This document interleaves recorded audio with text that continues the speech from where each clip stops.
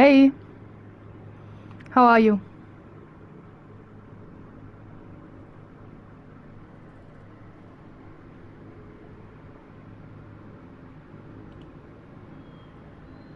Nice. It is very hot where I am right now. I am dying of heat, but otherwise I'm doing fine.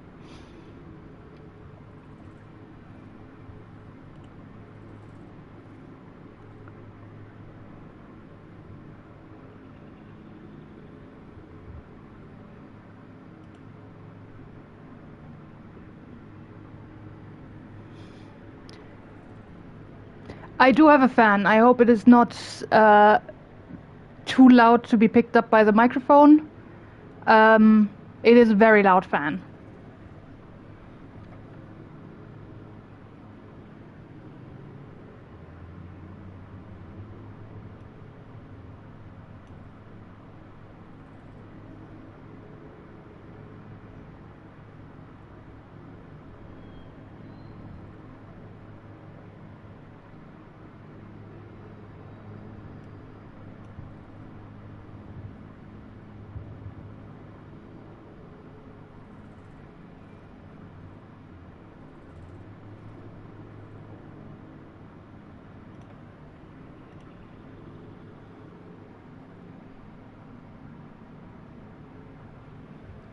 That's very kind, thanks.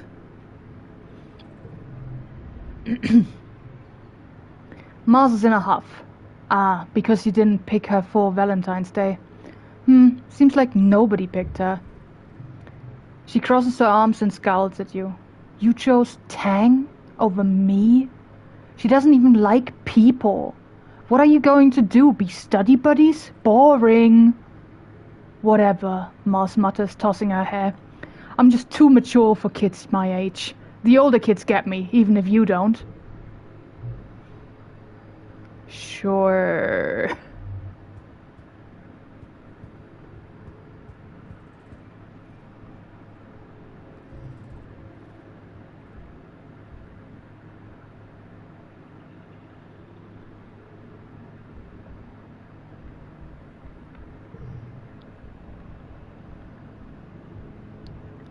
Mars is currently a 2 friendship. That makes sense.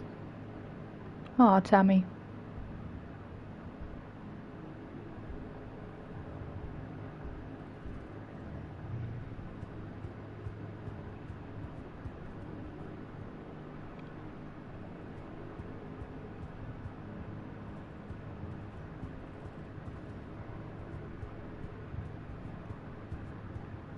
Just checking that I don't miss anything.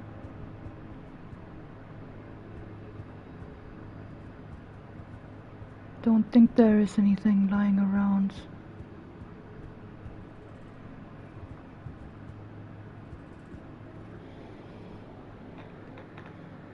Hey there.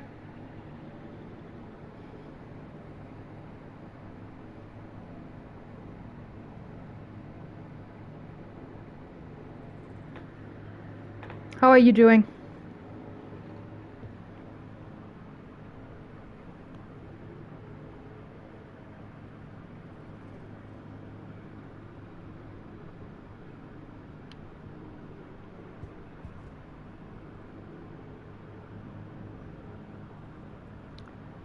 Pretty good. Our building hasn't heated up that bad yet. Well, I have a crisp 29 degrees in here, so...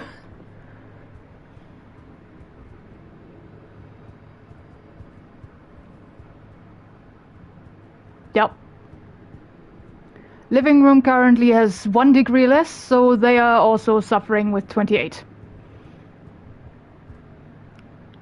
It's like 25, it's still okay. Yeah.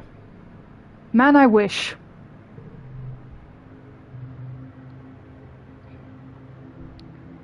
Right, we are relaxing in the lounge. You split your time between watching holovids, listening to music, and studying for class. Occasionally, someone asks you to run an errand for them. You go on long walks. Overall, you spend the month relaxing and doing whatever you want, whenever you want. You really needed this.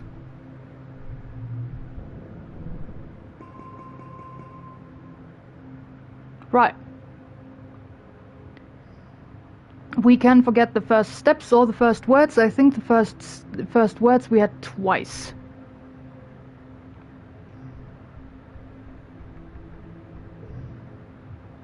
Yeah, the first words we have twice, the first steps we only have once.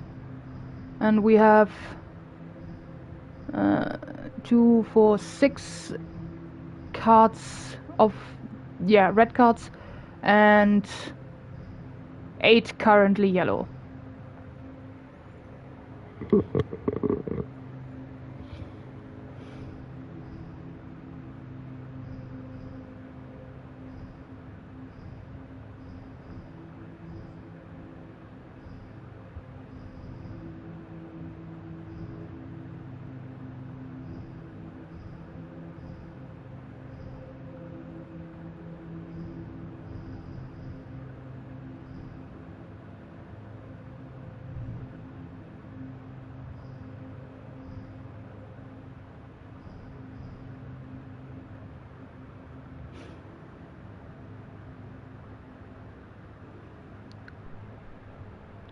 Which one do we want to forget?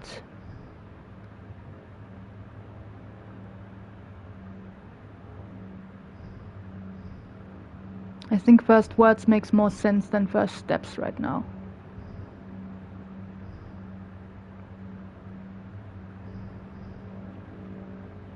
Hey there. Alright. We are forgetting the first words. Well, one of the first words. Later pollen. Oh, early dust.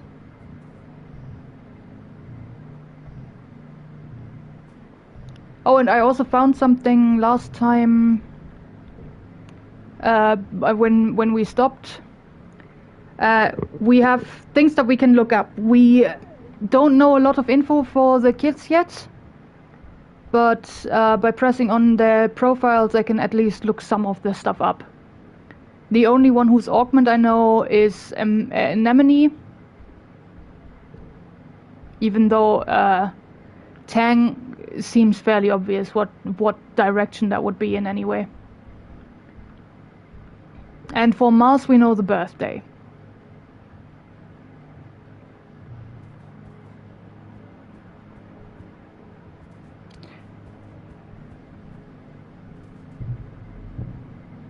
Yellow flower.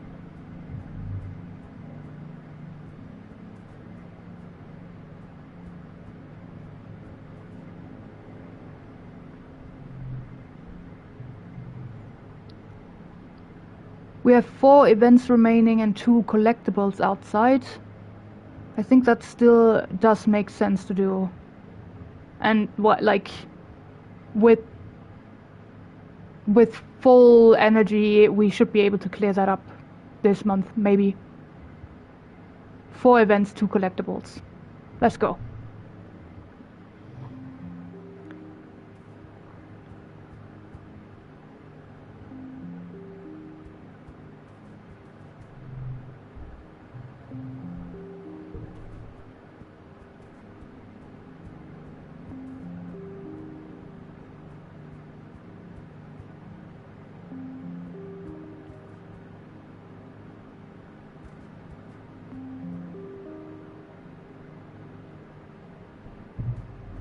Four events, 1 collectible.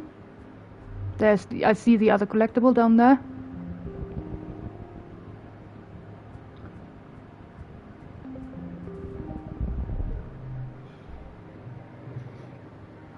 The muck hides interesting bugs and other treasure. For those willing to put their hands down the right holes. Are you? Are we? Peek inside that hole or leave it.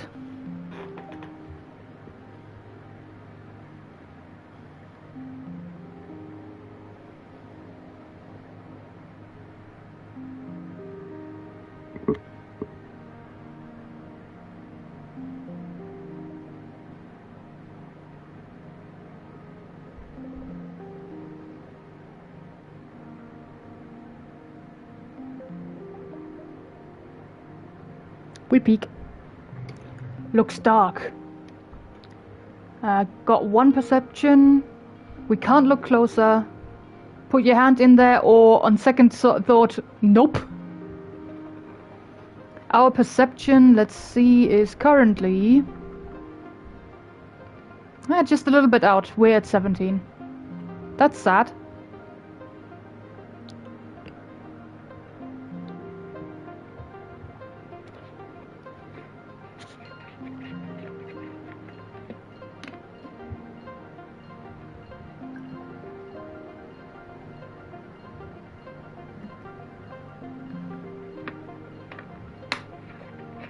I can't look. Look with your hand. Okay. If you put it like that, what choice do I have? I'm looking with my hand. Sweet, literally. The hole is full of sugar bugs. These palm-sized balls of squish exude a sweet syrup when you tickle them. You fill a bottle with it, then let them go again. Should be worth a few kudos to Auntie Sedent in the kitchen. We got colony food and kudos. Hell yeah. That's 3 events now to go. 2 of them I can see. You let your mind wander as you're walking and bumble straight into a field of gelatinous blob grass. Totally transparent. The sticky fronds are hard to see, but even harder to ignore, especially once they start glomming onto your boots and slowing you down. It's like trudging through thick mud. You stubbornly decide to keep going, paying close attention to the visible signs of this blob grass field. And there aren't many, just an absence of other vegetation. Look for a path through or turn back.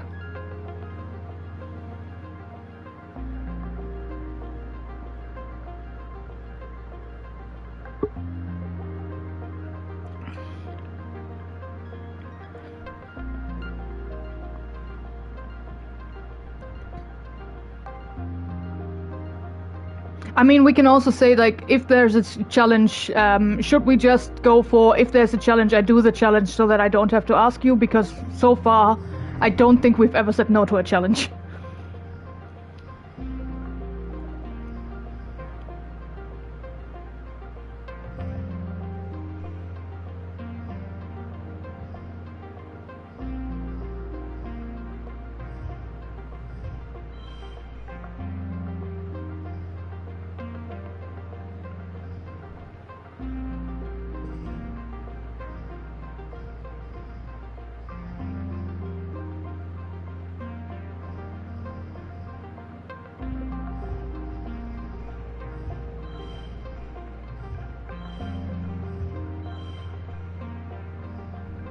Yeah, that should work.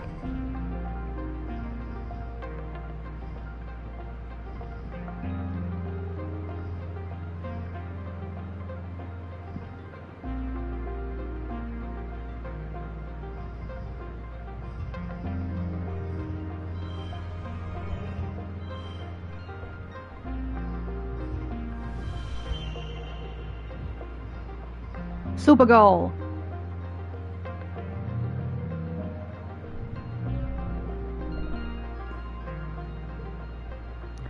There it is. You can hop along from that rock to that fallen log, then climb over those old pieces of surveying equipment. You get through the villainous blob grass. You spend a bunch of time in it though, and it takes some tricky balancing. It's tiring.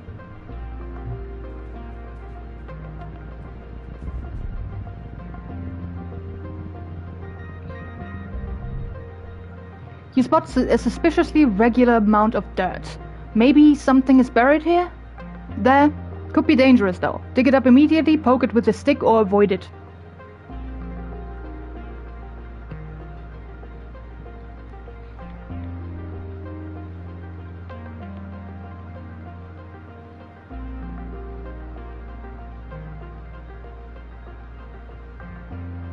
We poke it.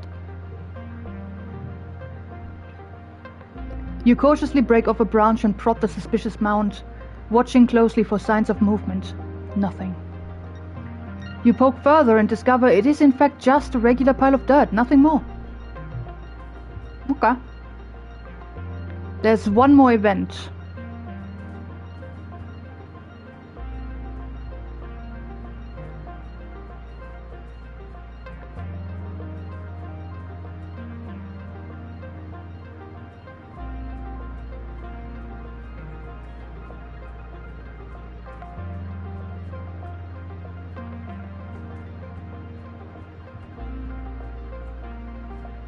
Wait, I got turned around.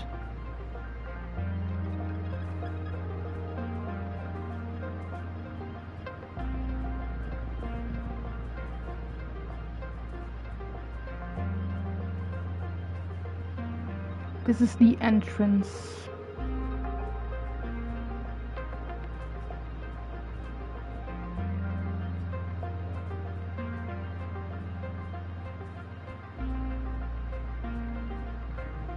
There it is. Hello. Ahead of you, the road curves right, and there's a steep hill leading off to the left. You bet there's a really great view from the top of it, but it's going to be a scramble to get up there. Hike or continue on your way?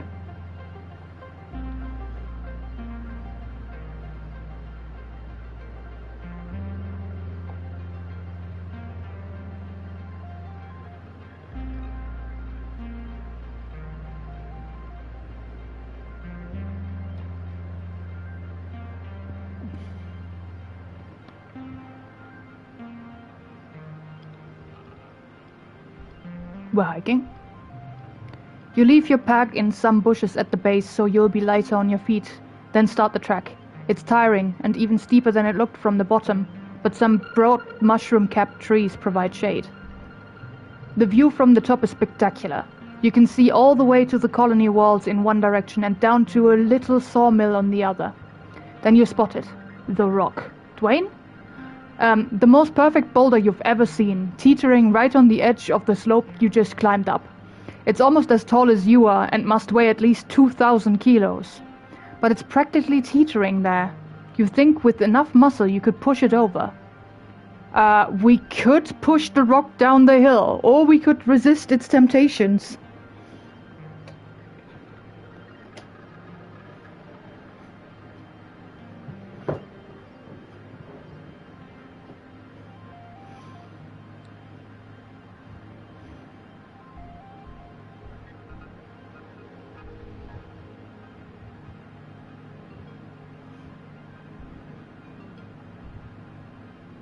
This does not say in what direction we'll be pushing it. We could push it towards camp.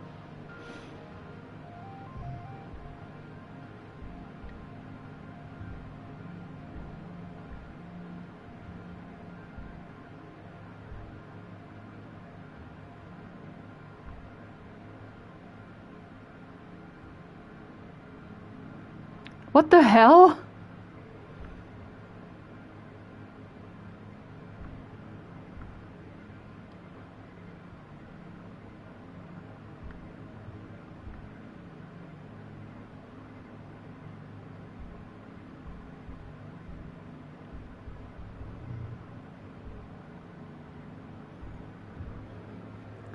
Alright, cut votes for leaving it as it is. Mips and Co, what say you?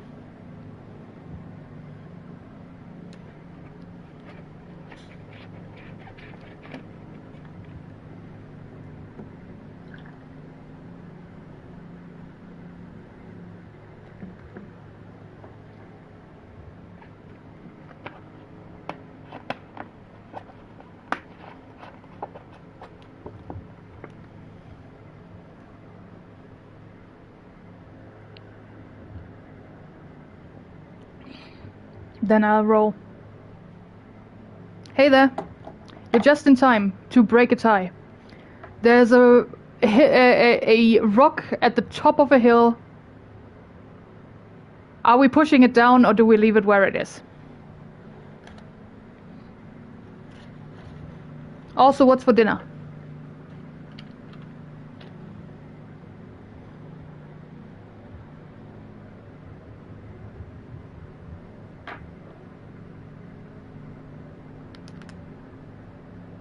Do it. Okay. Pushing the rock. There comes a time in every childhood that one must take life by the horns and just push the rock. You shove it with all your might, digging your toes into the hard ground and leaning in. The rock starts to slide. And suddenly it's off with a satisfying lurch, catapulting down the hill, rolling faster and faster, crashing through bushes and... Oh damn, your pack! The rock rolled right over it. You make your way back down the hill to retrieve your bag, now completely destroyed along with all its contents. Ah, shoot. You're going to have a hard time explaining this one to your parents, and you're going to need a new pack. We lost 5 kudos. That's fine. Rice balls with tuna mayo, cucumber and drug egg. Hell yeah, that sounds really good. Right, nothing ventured, nothing gained, really. We won 5 kudos with the previous challenge, then we lost it again. It's fine. That was 4 challenges and 2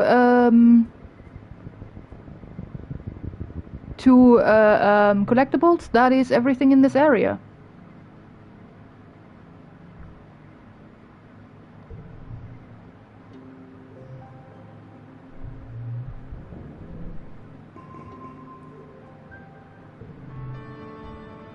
It's time once more for Vertumnalia.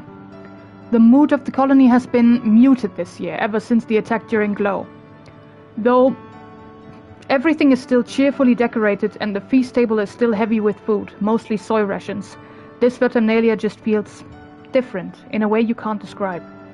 The colonists gather in the square for Governor Udicot's speech.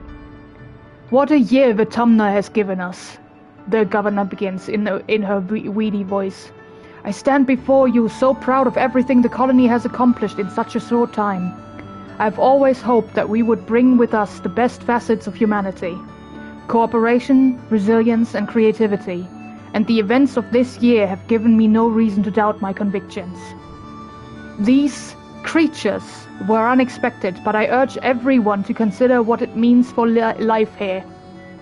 If Vertumna can sustain megafauna, then that means conditions are good for us as well, unless we're eaten by the megafauna. Our friends in geoponics are already working on the logistics of domesticating the wildlife. Your dad, as second cultivator, stands and gives a sheepish wave to the crowd. There's a smattering of applause. Mars elbows you. Hey, she whispers. Did you hear? My dad say Udicot's gonna announce the depot's open to the public. You shoot her a questioning look and she rolls her eyes. You know, shopping, somewhere to spend all the kudos we've been saving up. There's gonna be candy and toys and makeup and nice-smelling soap, not the boring kind in the communal showers. You know the concept of shopping. They do it in the Holovitz from Earth, especially the one Mars likes. But you've never actually done it. The colony provides everything you need, but it would be nice to buy yourself a treat. My dad's give me an allowance, Mars says, shooting you a look of pity. It's too bad your parents make you work for yours. You and Mars tune back into the speeches just as Udicot, as predicted, announces the opening of the general store at the depot. Mars gives you a knowing look as she claps. Udicot gestures for the council members to stand. Finally, the council remains unchanged from last year. We are, as always, proud to serve you and the colony as your government. The music starts up as Governor Udicot finishes. Thank you all for your hard work and your perseverance this year, she says over the ruckus. Together we build the future. The crowd disperses and sets up for the annual Vertumnalia games just like last year. There's a talent show, a science fair and bot wrestling. Now with an obstacle course. Which one do you participate in this year? So we have bot wrestling biathlon. Needs toughness 10 or greater, we have that. The talent show, creativity 10 or greater. We just about have that. Science fair, reasoning 15. Or just go eat instead. Our toughness is at 23. So the best stat out of them, the stats in order are bot wrestling, science fair, talent show.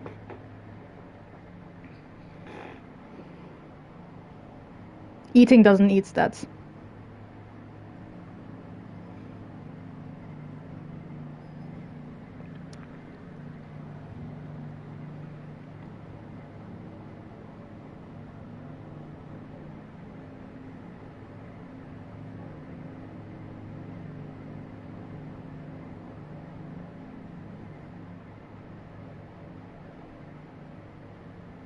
Meatball sub, also nice. Okay, we have a three-way split vote. Let's see.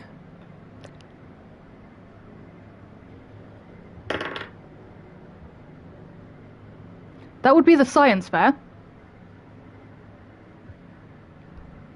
The die decides.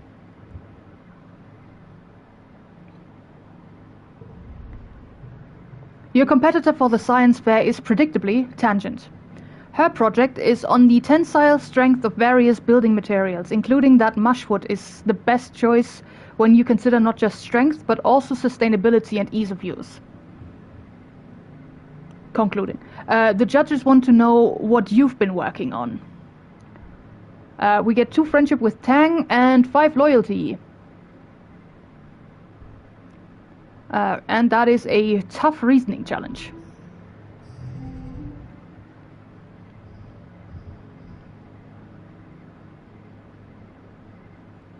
+1 skill on brain challenge win.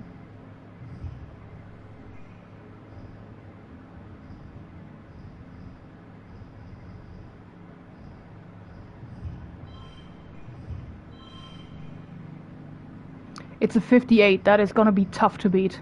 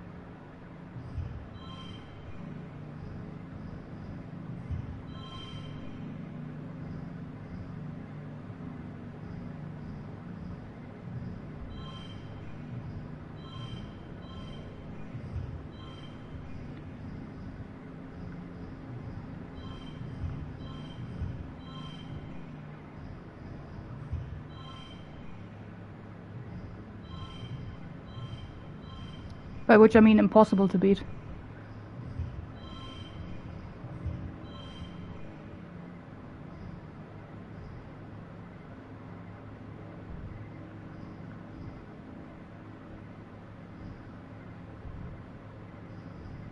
Yeah, I don't think we can do anything with our stuff.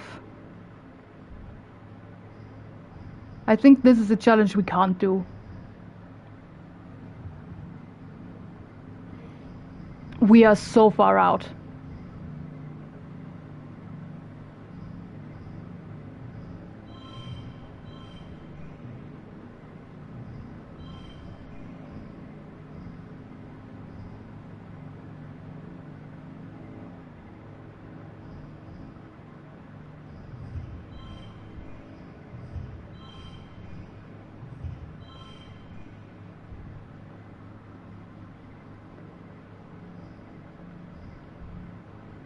We give up. There's no choice. It's fine.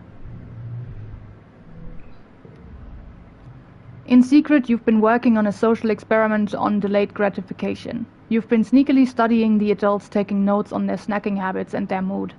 You didn't really come to any conclusion about it, but you present some gossip you learned.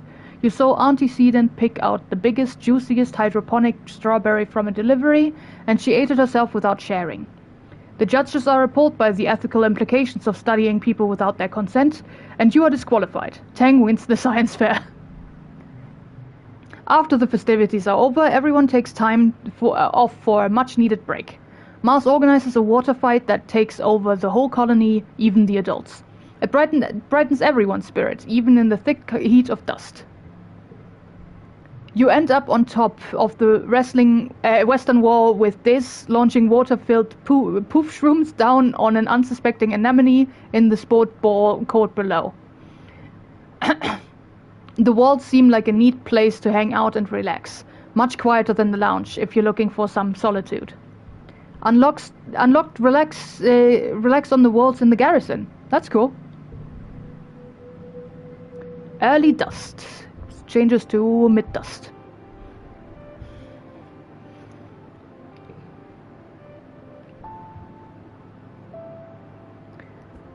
So that's a new relax spot.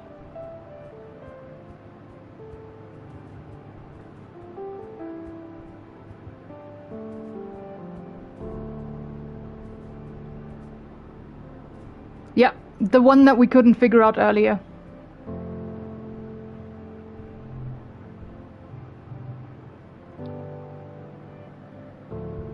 Yeah, I have collected everything outside, so there's no point to that.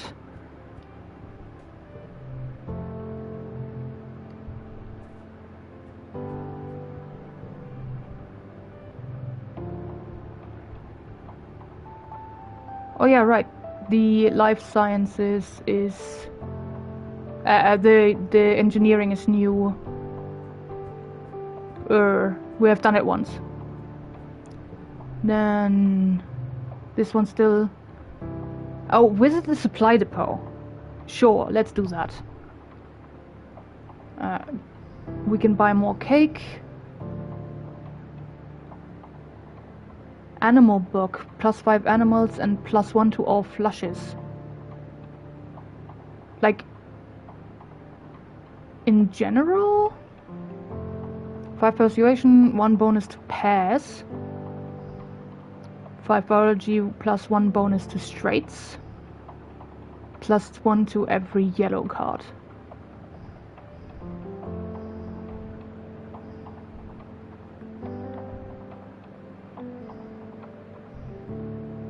How many kudos do we have? We don't have enough to buy anything. But not by a lot. So if we do 1 month of works, we should have enough money to buy something. No, I didn't want to go out. Where is the wall thingy that I can do now?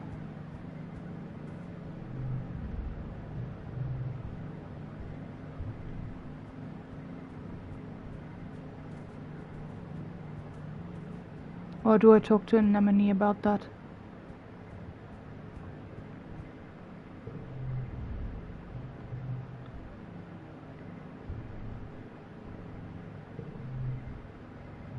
Oh, relax on wall is here.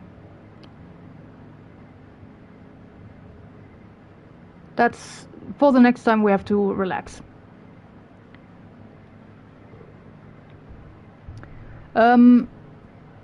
Let's earn some monies, shall we?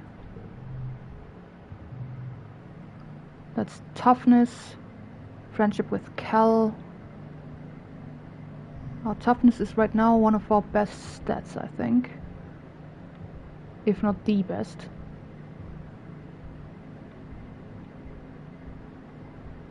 It is the best.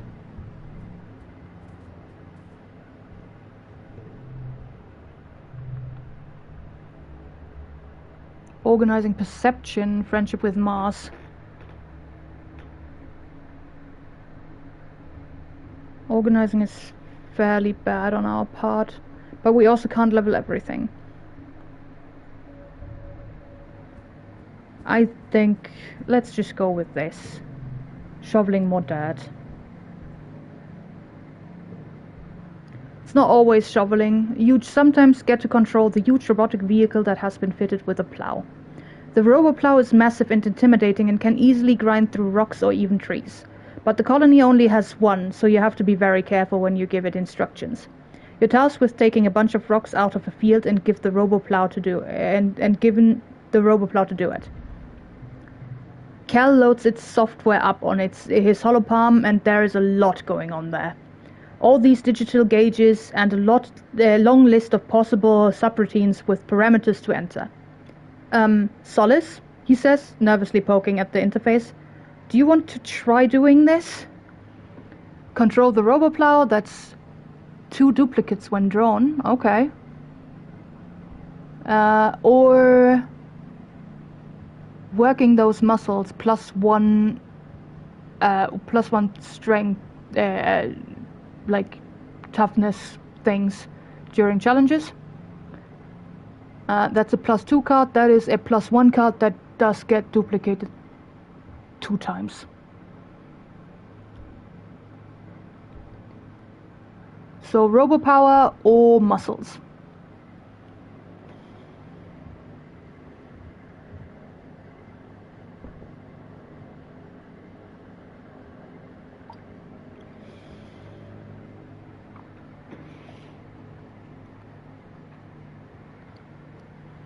I'm just gonna open up the cards that we have.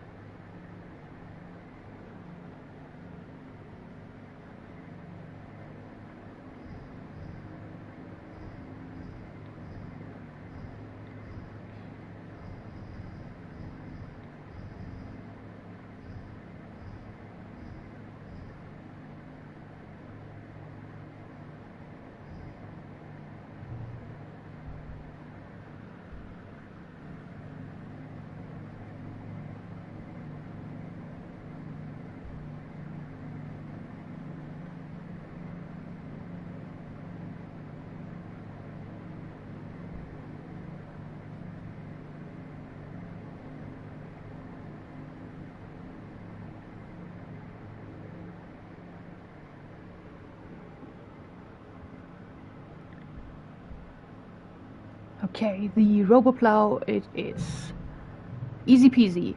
You give it the dimensions of the field you're plowing, the desired depth, and add a subroutine for rock removal, indicating the general size of the rocks.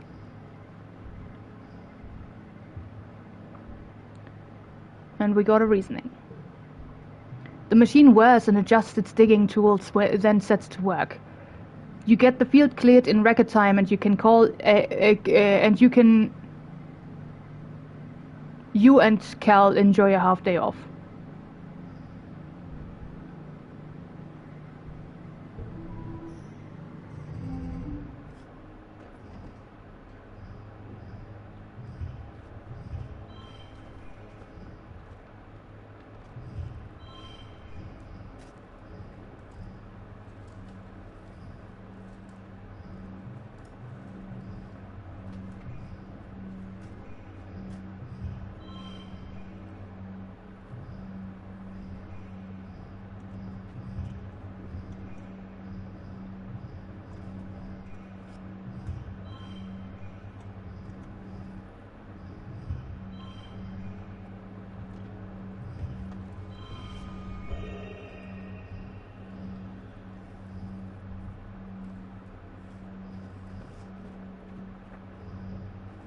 Why did this one get reduced when you're only supposed to reduce the yellow cards?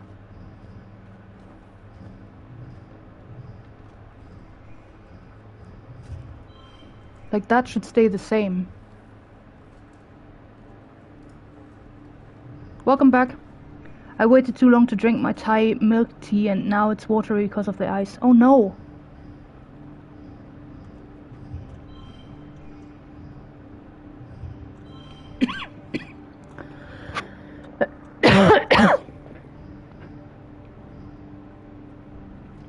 Yeah, we're not playing this one.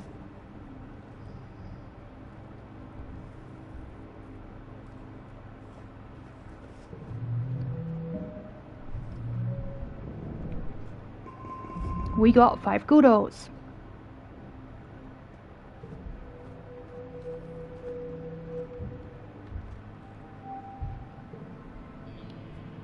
And now we can buy one thing.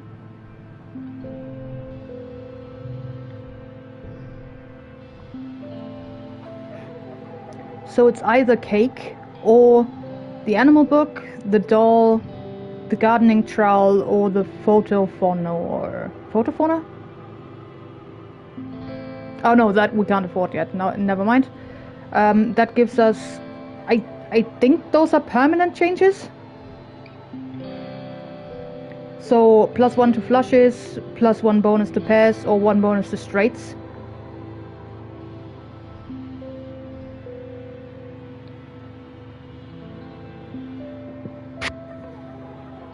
Also 5 animals, 5 persuasion, or 5 biology.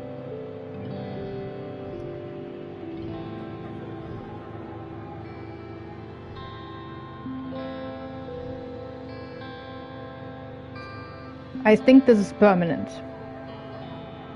but I can't be sure.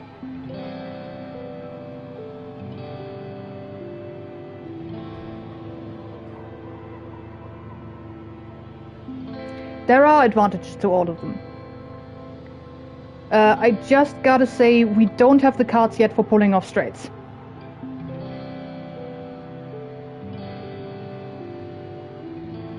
Like, we have not a single 3 in the deck.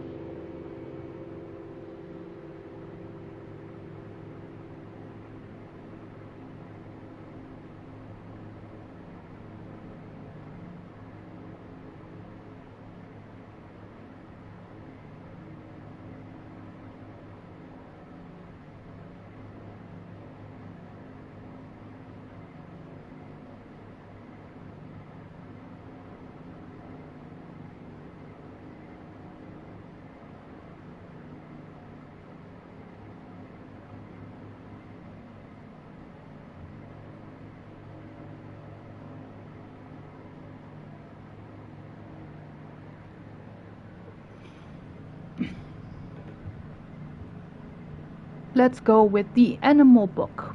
+5 animals and +1 to all flushes.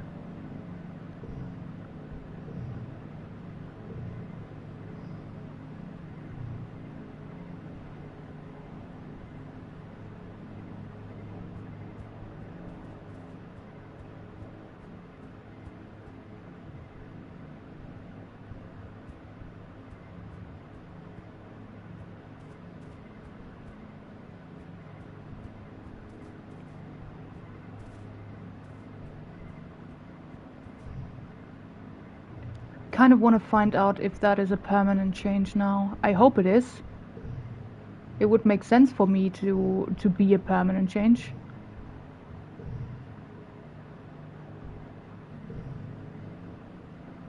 Right. You keep adding to your deck as you age and can forget cards by spending time relaxing. You have a limited number of gear slots based on your organization and other skills.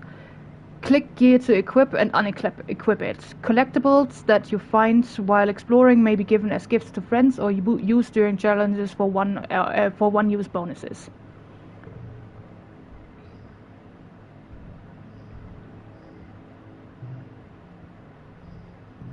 Then we are equipping the animal book. Needs perk. Only show equipped pets.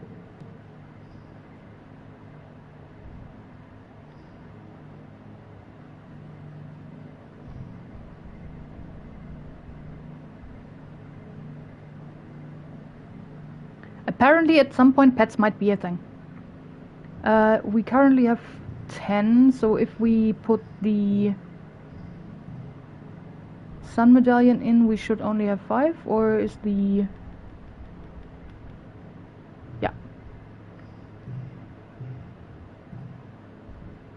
Yeah, and we get a +1 to all flushes.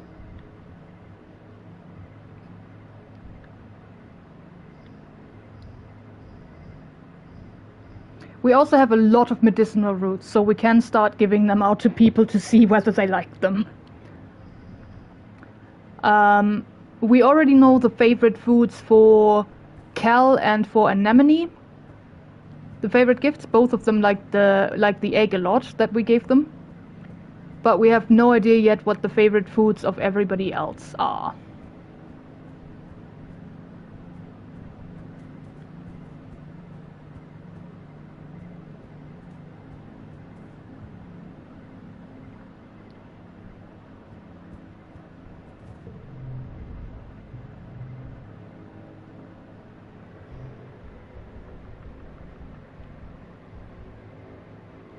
We need more reasoning to be able to get that card.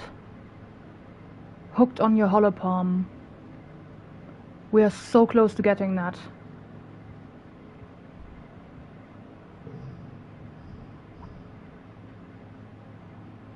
Should we try to give Tang the medicinal root? We could also give the mushwood log, like mushwood has been used in experiment by Tang before.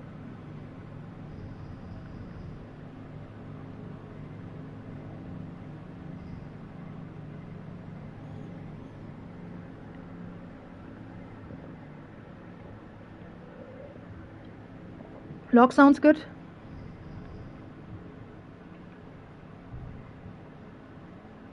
Let's just try that. What could possibly go wrong? Tank shrugs. You should probably just keep it. I don't even know what I'd do with that. When you insist she keeps it, she shrugs again. Sure, maybe I'll find a use for it. Okay, that was incorrect. Why would you say what?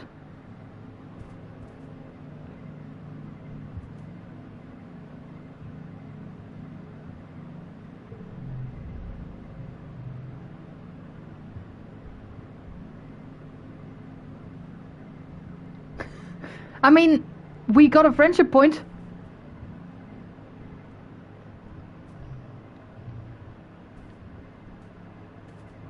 I know that it's a phrase that you shouldn't say, which is why I like saying it.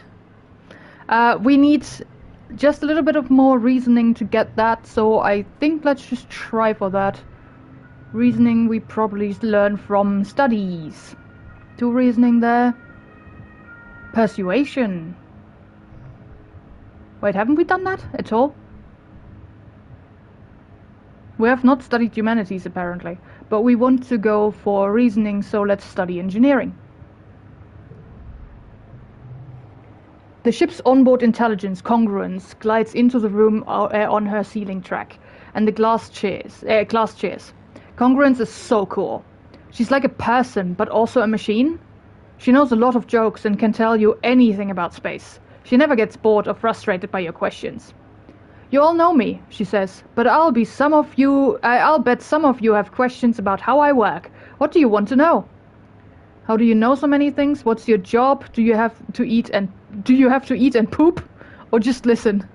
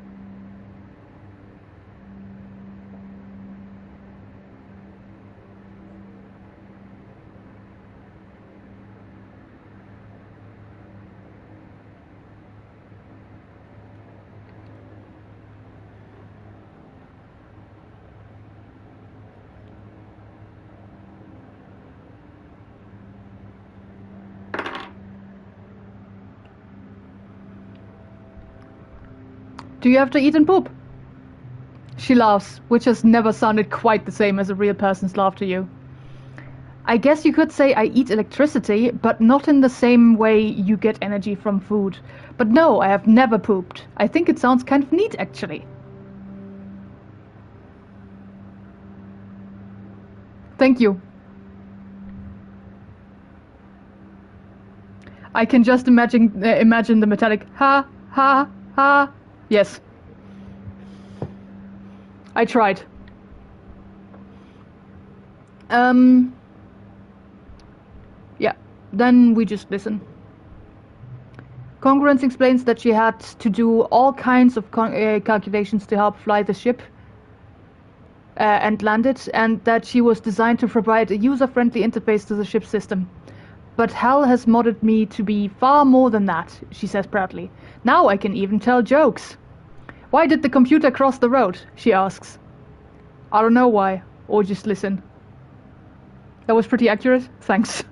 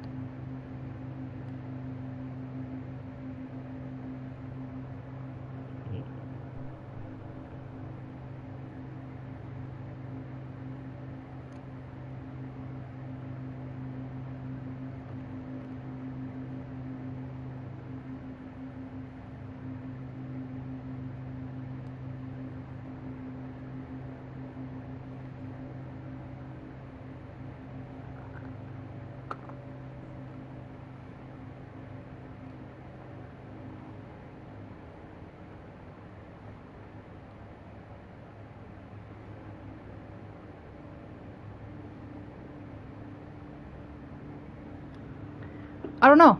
Why? Congruence smiles widely and says a string of binary. Get to work. A random card is locked in place.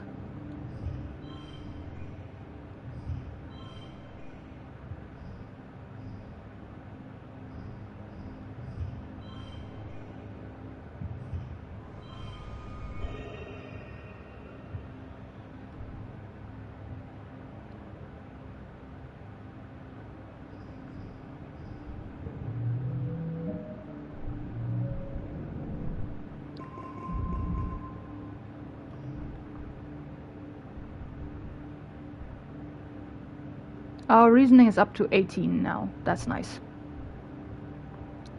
Engineering went up by 3. We got 2 kudos from best score. Nice. I googled what the binary translates to. Do you want to know? Of course!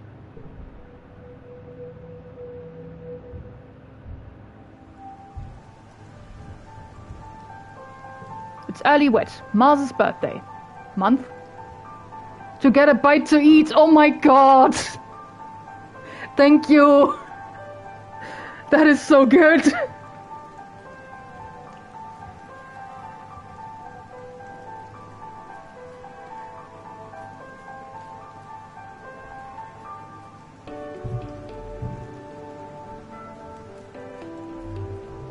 It is Mars's birthday, isn't it?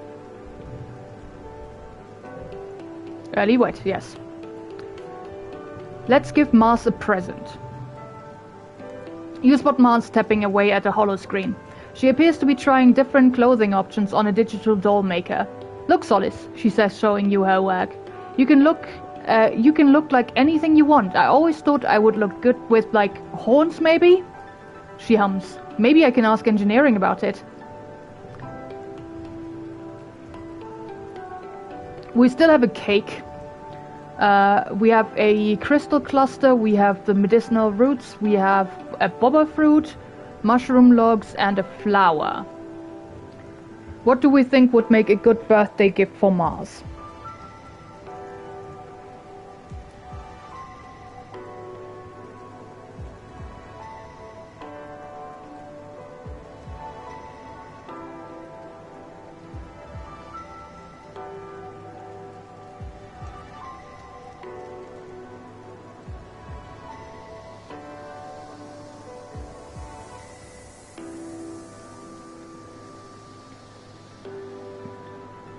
who we found out last time that the full name is Marzipan, because why wouldn't it be?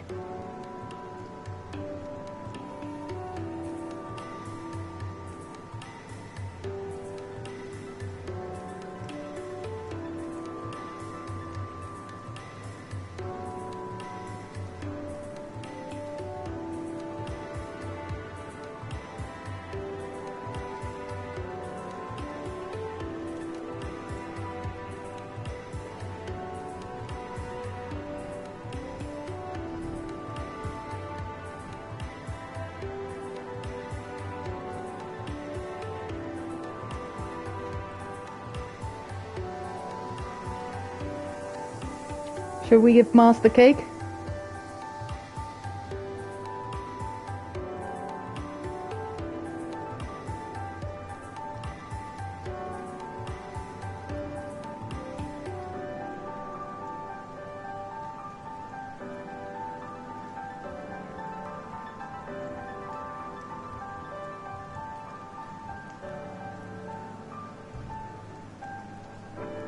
Alright, goodbye cake. A birthday cake? Icing is a little uneven, Mars notes, and there are no candles, but keep practicing and you'll improve. Seriously? We gave you Tammy's cake and this is your response? Fuck you.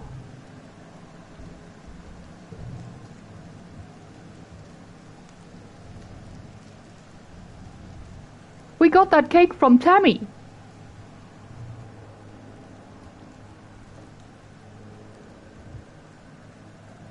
No, but she would have been mean anyway, I think.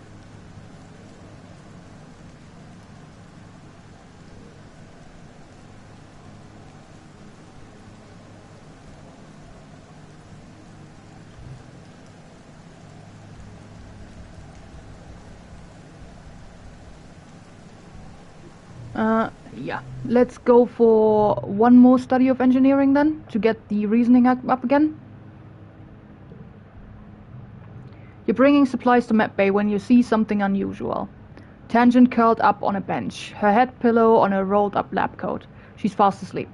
You stop and stare. You never see Tang sleeping. She's always so busy. You're surprised she even has time to nap. You turn to leave her in peace when you bump into Anemone. Whoa, Anemone says. She hardly ever sleeps. Like, just a couple of hours a night. Is she sick or something? You look back at Tangent snoozing peacefully. You learn Tangent's augment. Huh.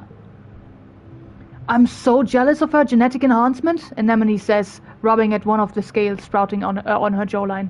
She hardly needs to sleep at all. She probably stayed up all night studying for this morning's history test. Shh, let her sleep or... there was a test?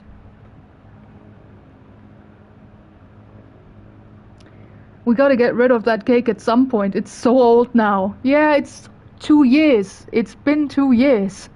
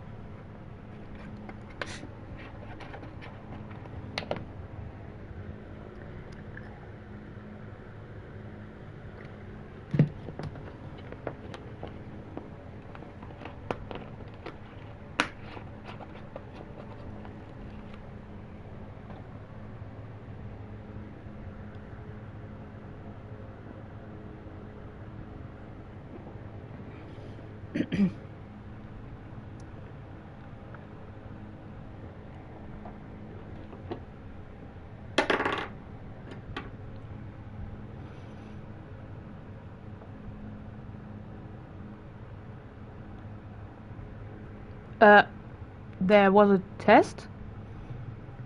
Me, I flunked it, Anemone says, matter-of-factly. No biggie, though. If I didn't have to sleep, I'd probably play games instead of studying anyway. Tang's hollow palm beeps a soft alarm. She sits up and stretches, looking totally refreshed and alert. She sees you watching her and looks annoyed. Just a power nap, she says. No reason to gawk.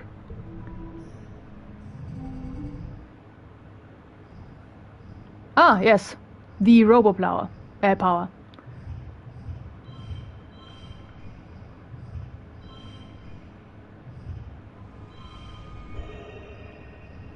Yup.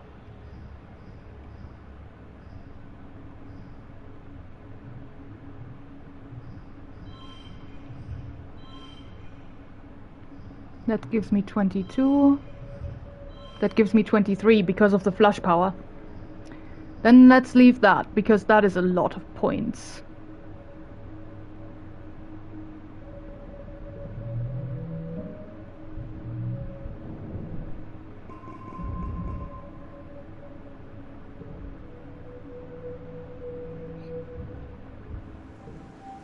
Mid-wet.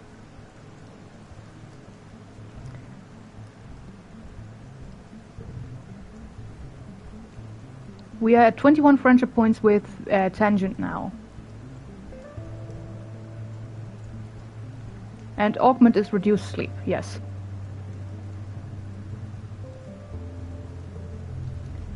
Let's get that card. Want to study together? You and Tangent sync your holopalms and play a game together where you race the assembled chemical compounds using a simple programming language. Tangent is a whiz at it and breezes through the levels, barely breaking a sweat. You can tell she's hiding a smile when she looks over your shoulder to help you with a particularly tricky algorithm. Nice. The next one needs 40 reasoning. Smart for my age. She looks a bit more grown up in that one.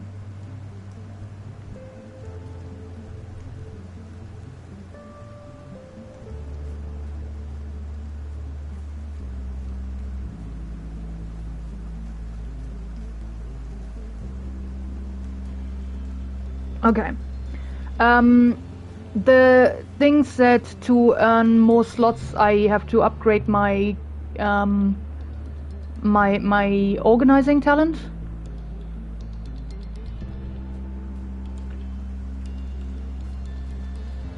So there was something here, right? This one gives me organizing? Yes. Let's just do that. You show up to the delivery depot bright and early, as most of the colony is still yawning and pawing around for the morning cup of blep tea. Blep tea? Zeke is there with a large stack of thin white rectangles. Is that paper? Neat! So nostalgic. But we have hollow palms. Why use paper? That's terrible for the environment.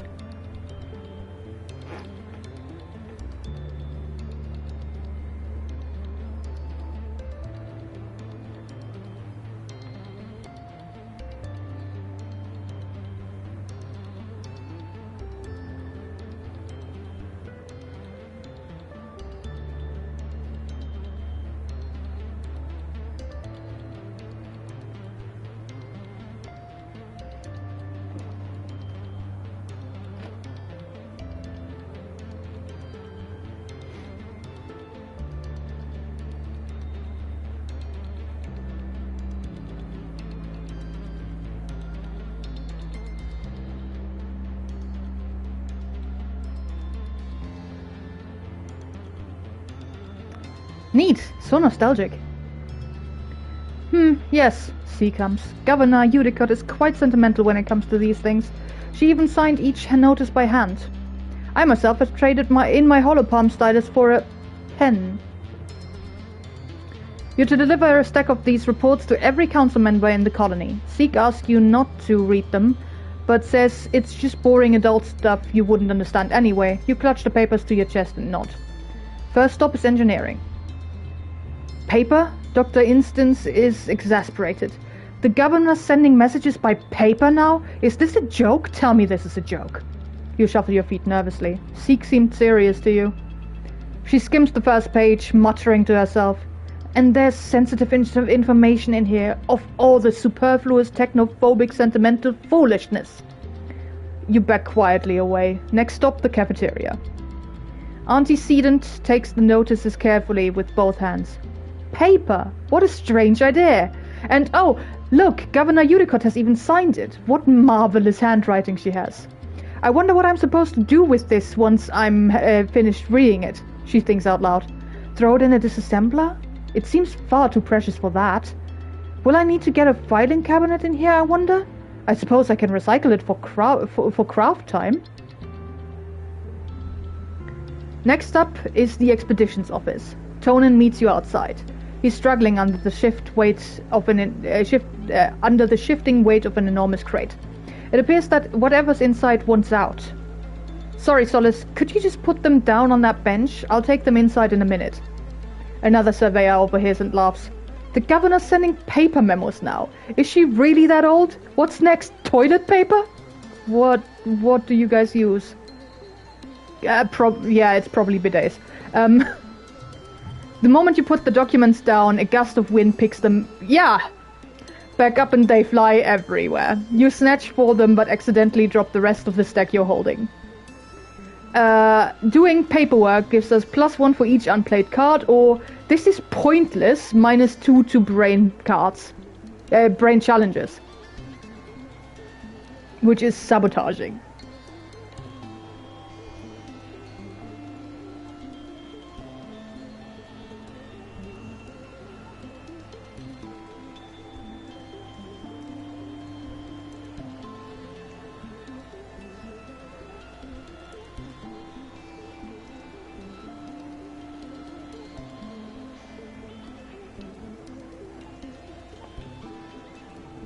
I'm sensing some dissent under the colonists here.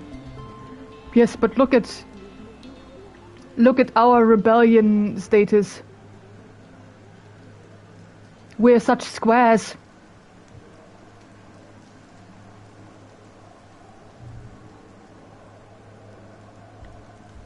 The adults might not be happy, but we're conforming.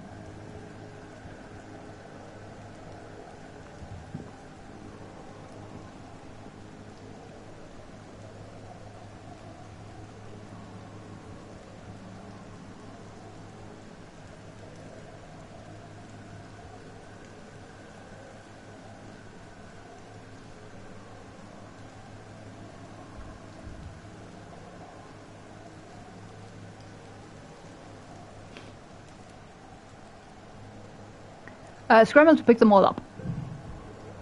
You shove the papers back together haphazardly, embarrassed at your clumsiness. We can't sneak a peek. That's unfortunate. Refrain from sneaking any peeks. You dutifully deliver the remaining reports to Chief Red and your mum, who both seem confused they weren't sent via the holonet. You're a good kid and a good delivery person. You feel proud and important for delivering all the messages just like you were told. Get to work.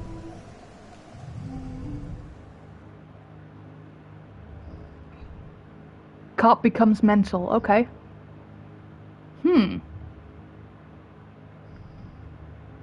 Unless, of course, I let him make it unchangeable.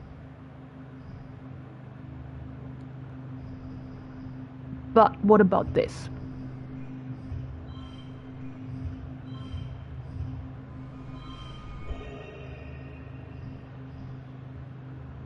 Flush power.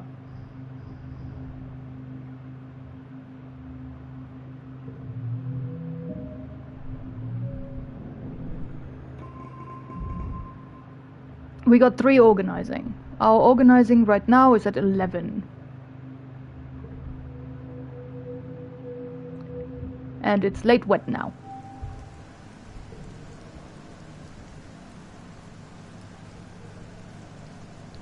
Now the question is, what happens next month?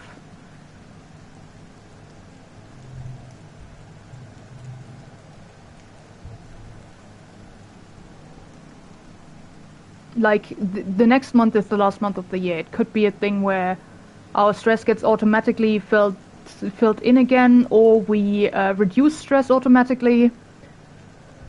But right now we should... We could do one more thing and then relax. And see what happens. But there's probably some big event coming up. I'm not sure here. Maybe we just try the new relaxing option that we have.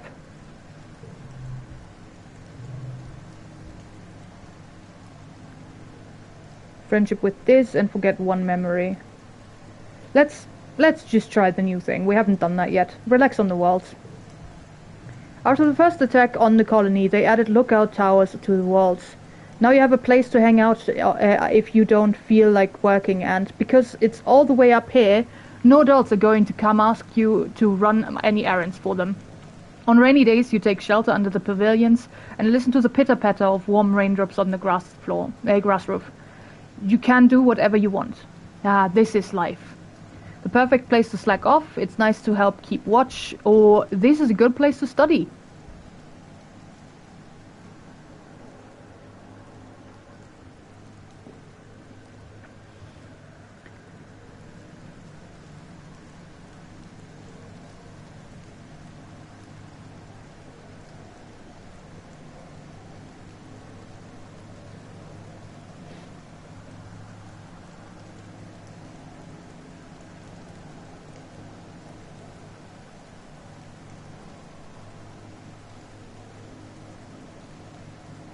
The perfect place to slack off.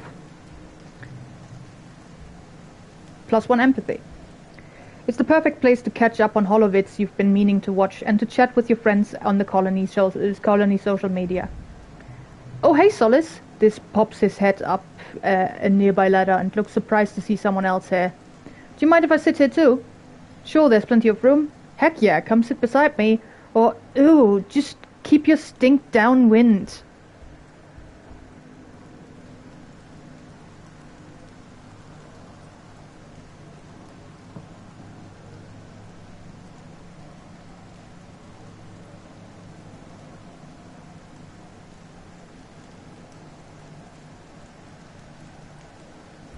Heck yeah, come sit beside me. The two of you dangle your feet off the side and watch the valley below. This shuffles a little uncomfortably and doesn't say much. You wonder if this was his private spot to be alone before you discovered it.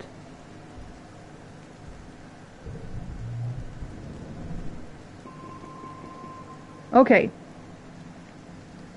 We can't forget the pink candy or the card that we just picked up, the paperwork one.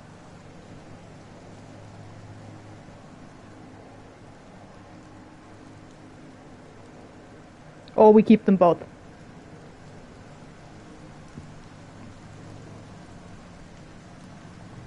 I'm just gonna look at the cards again.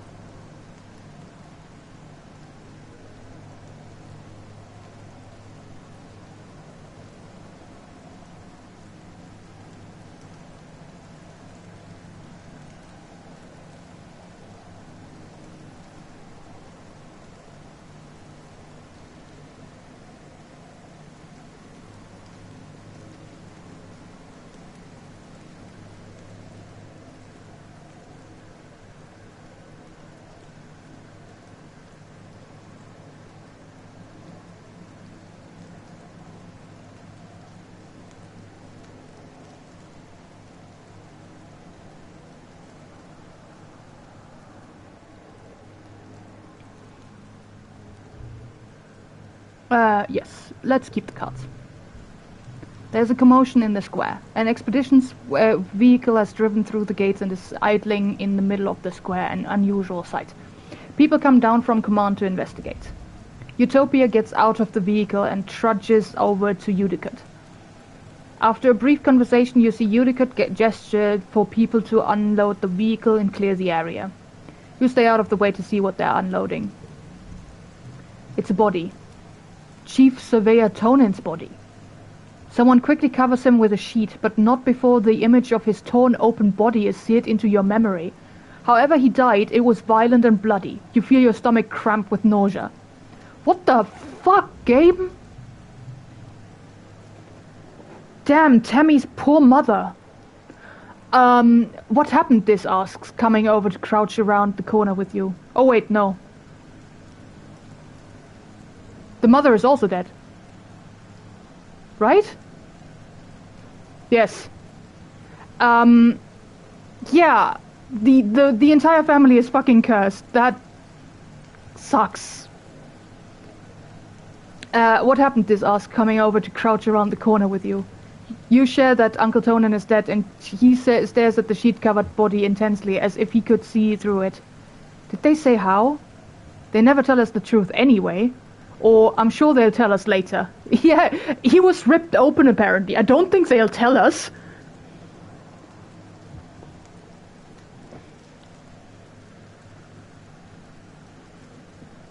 I wonder if we could have helped if we helped watch or something. I doubt it very much. We are still very much children.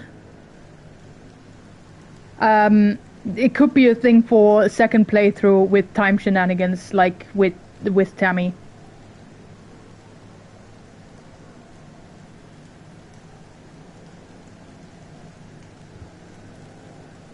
At least that's what I'm assuming.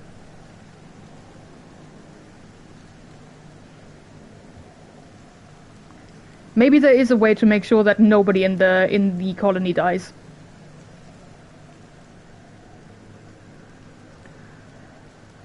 They never tell us the truth anyway. Nobody will tell the kids what really happened. Did something eat him? Did he get lost or fall off a cliff? Do they even know? This nods, frowning. They don't want us to know about the monsters and other worse stuff. They want us to think everything is fine, but it's not. This planet isn't as nice as they say it is. He shakes his head. They hate that they can't control us. You and Dis watch the adults carry Uncle Tonin's body away. From the way he's practically vibrating, you can tell Dis wants to ask more questions about what happened. After a few awkward minutes, he sneaks away without saying anything, probably to try to go take a look at the body. At least Tammy isn't around to see this, you think? At least they're together now, wherever people go when they die. You watch Utopia bend over to get a hug from Udicott, wiping her eyes as she finally cries. Udicott has never been the most comforting presence in your life, but it seems to help. Utopia will probably be the next chief surveyor. At 24, she'll be the youngest council member. She was only a toddler when the stratosphere left Earth. Apparently her sharp eye and hoverbike flying skills are the best in expeditions. We learned about Utopia. More.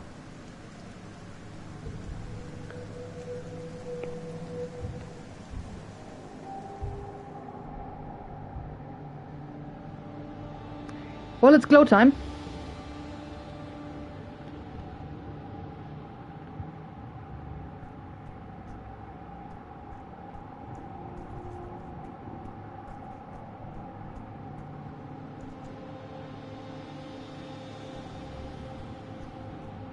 Something horrible is probably happening again after this month is over. Just because this is glow.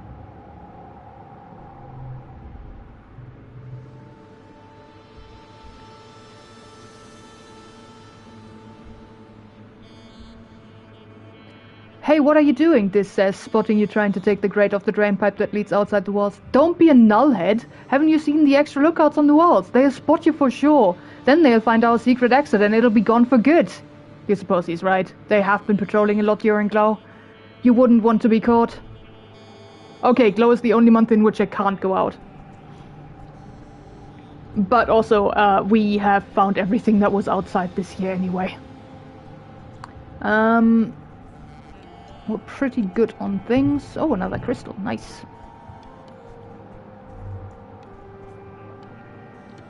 What do we need for you again? Bravery.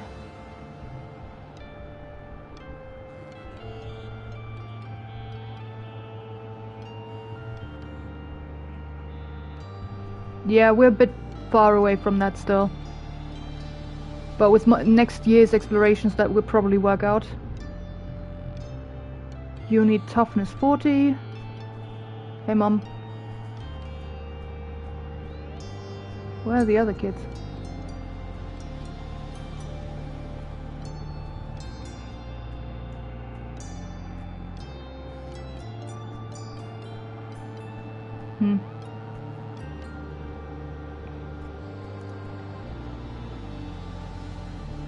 Let's go for more organizing. So that I can have another perk slot, maybe? Eventually.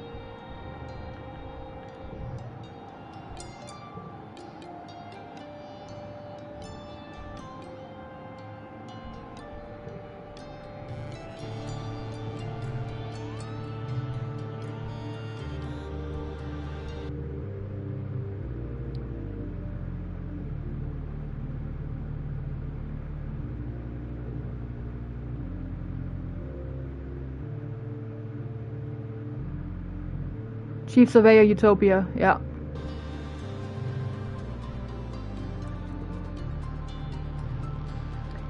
Mars has asked you to recruit some new members for the secret Funtime Club. Who do you approach about this fun, exciting opportunity to make friends and be your own boss?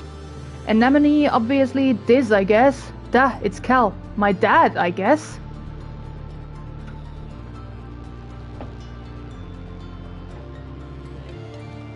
We can't invite Tang for some reason.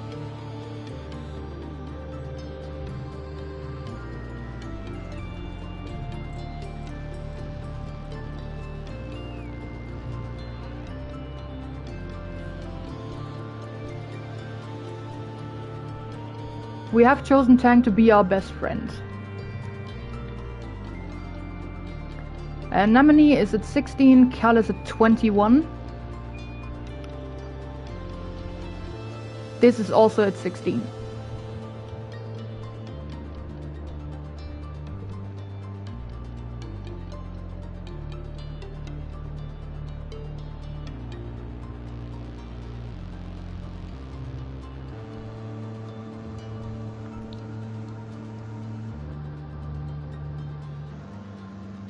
Cal it is. Duh, it's Cal.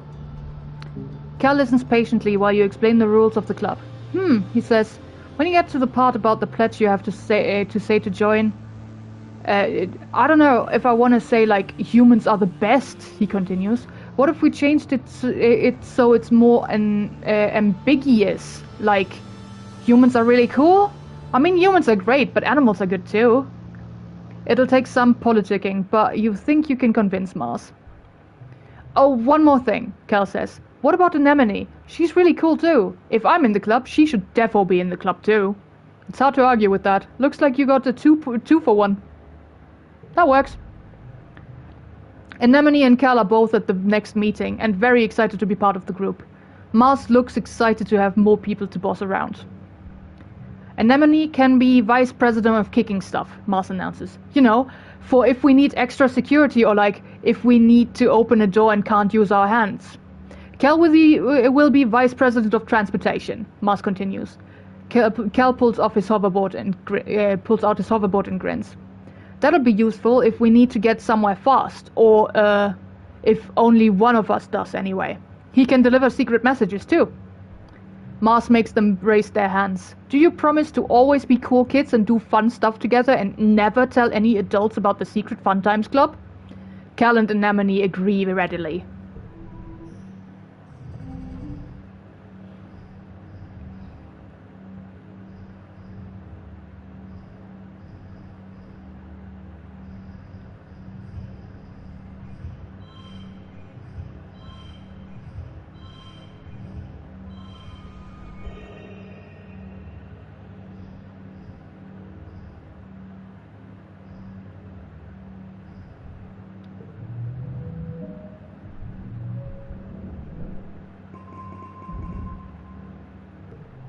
Done. It's been a quiet glow, but the grim, surreal darkness of the season reminds you of last year's violence. As the month wears on, you overhear arguments at dinner. Adults worrying that an attack is still coming, and others who think the first one was a fluke. Surveyors mention seeing new tracks in the forest, but are shushed so people don't panic. The gates are closed. You drill emergency procedures, filing soundlessly from the classroom to the crash to hide under tables, waiting for the sirens to call the all clear. You drill and prepare and worry, but nothing happens. Then, just as glow is starting to wane, the toxic purple spill of the wormhole fading as the sun almost rise past the horizon again, the sirens start. You're reading a holo novel in bed when you hear them, followed by the stomp of boots down the hallway outside your quarters. An alert flashes on your holo palm.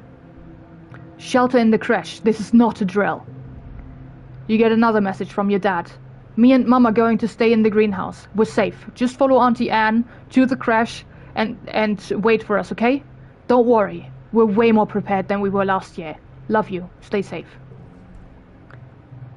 You could go to the crash where you belong, or you could follow the security guards and see what's happening at the gates. Go to the crash, or head for the gates, which gives us bravely helping to fight. We have enough bravery to pull that off.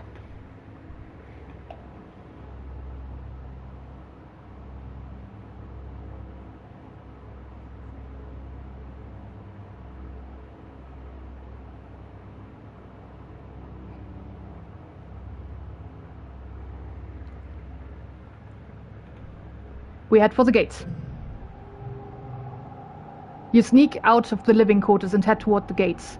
You're immediately spotted by Security Chief Red, who stops what he's doing to yell at you and gesture angrily.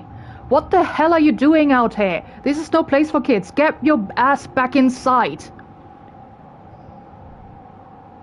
Gain status heroic. Don't know what that means. And we got 5 rebellion. Try to stay hidden and watch, try to help, or head to the crash. It's a normal combat challenge.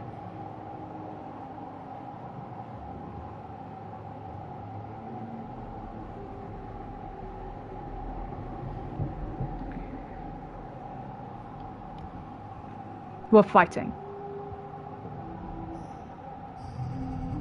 Needs 40. Oh, okay.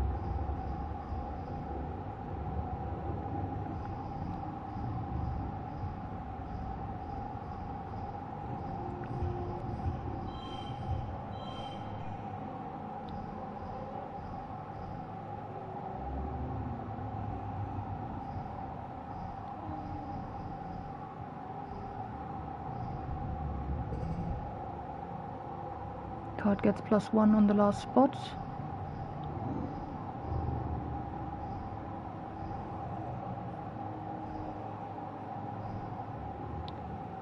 +1 for each unplayed card. That's good.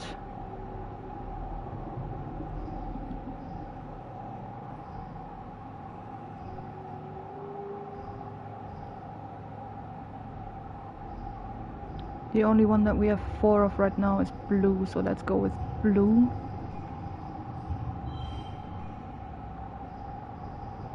I don't have anything with gems anyway, do I? There's 1 gem there.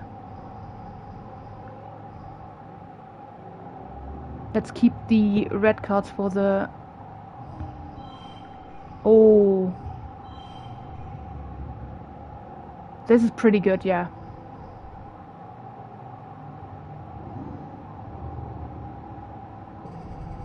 Yeah, we need 10 more points. That should be easy.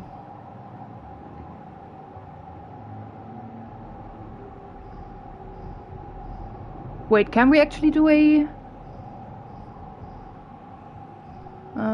straight? 2, 3.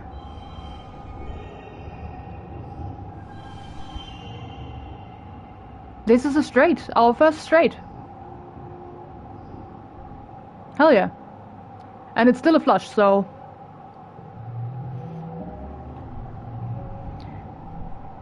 We got combos and money, combat and monies. Oh no, we lost monies. Fair enough. You stick around the outside of the skirmish at the gates, throwing rocks and yelling at any creature that gets too close. You're not sure if you make a difference, but the good news is, at least you're not injured.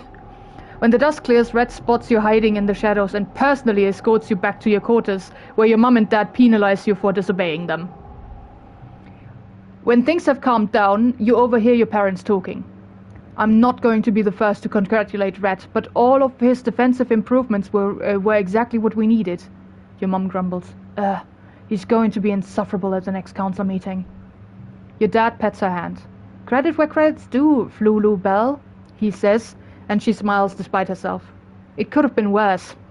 Your mum nods, and they both sit in silence before your dad speaks again. Poor Hell, he sighs. What a way to go. Oh my God, we lost another one? Professor Hell? Your parents startle. Hey, Pumpkinhead, your dad says. Yeah, they're going to announce it in a few hours after everyone's had the chance to calm down. He didn't make it. What happened, or who's going to teach classes now?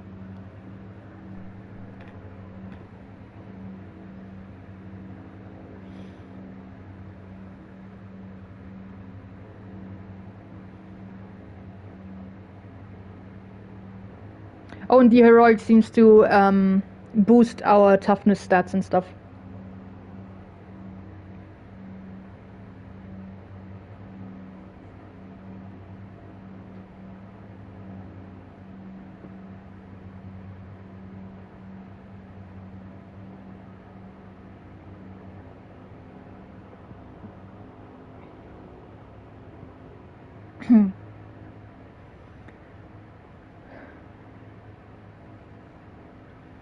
What happened? Don't worry about that, your mum replies, shooting your dad a look to keep him from talking. It's adult stuff, okay? You guys won't be able to go into the engineering wing for a little bit, not until it's decontaminated. You curl up quietly to think. Professor Hell can't just die. He can't just be gone. He's your teacher, and the engineering wing is where you take classes. You can't imagine something bad happening in such a safe place. You fall asleep thinking for sure there's been some mistake. I don't think there has been a mistake.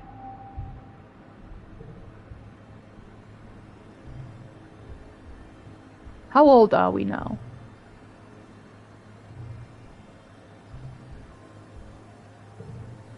We are 12.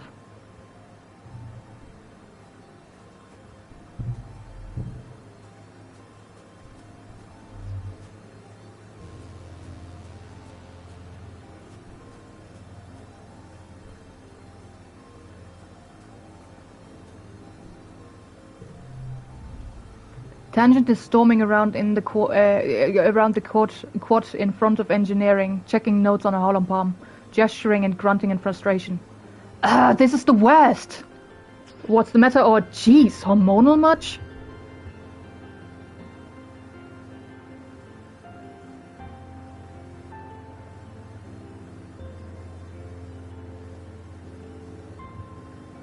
Yeah, this one is a no-brainer, I think.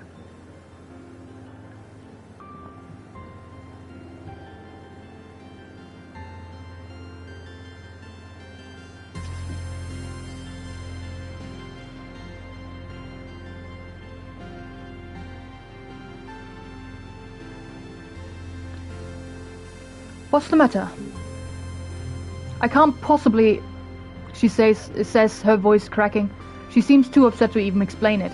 Professor Hell, she tries again. Hell, he was helping me with this physics chapter, and now he's... She throws her hands in the air, virtual holopalm screens flying everywhere. I can't understand this without him. This is impossible, she chokes out. Why did he have to die? I miss him too, give Tang a hug, or we're all going to die eventually.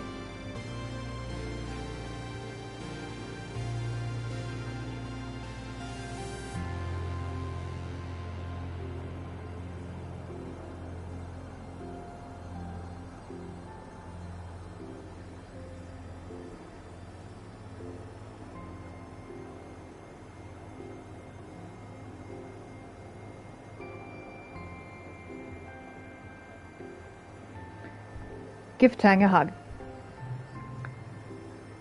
She stiffens, then lets you hold her. You can feel her shaking. You think she might be crying, but when she finally pulls away, her eyes are dry. Thank you, Solace, she says. I know you're having a hard time with this as well. Nothing is easy on Vatumna. When even the adults can't protect themselves, it's obvious we're on our own out here. I'm not good enough at engineering, so, well, good luck. Tang nods, going back to her notes. Thank you, she mumbles.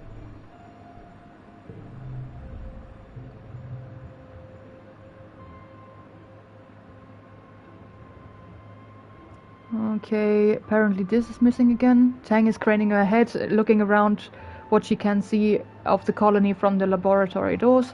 Have you seen my brother? She asks. He stormed out of class today. Again. There are no classes right now, Tang.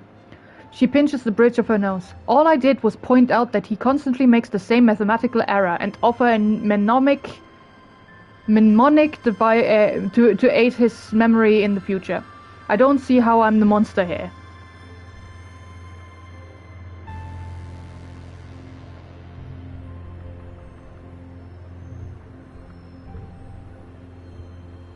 Yeah.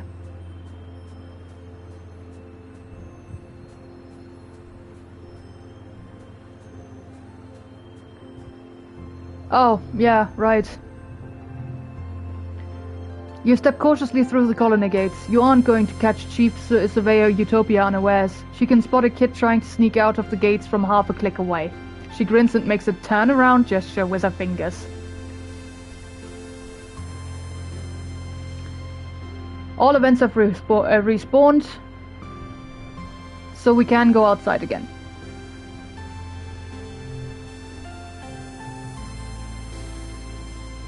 Let's just...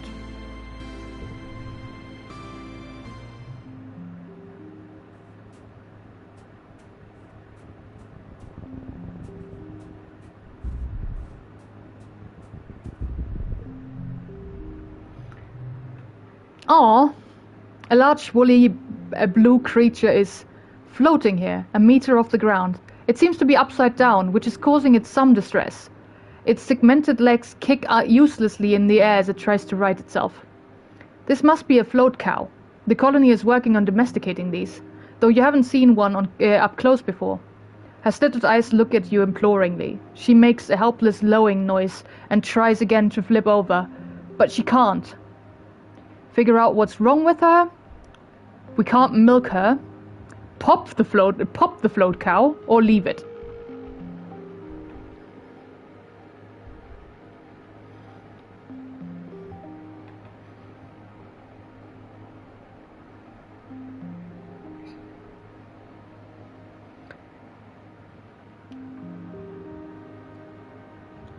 Yeah, I don't know, maybe popping isn't what we should do. We will figure it out now.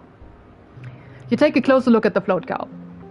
You've heard they float using a certain ratio of liquid to gas in their membranous bladders. So after some consideration, you figure out that the bladder on her back must be too full of liquid. Do we pop the cow?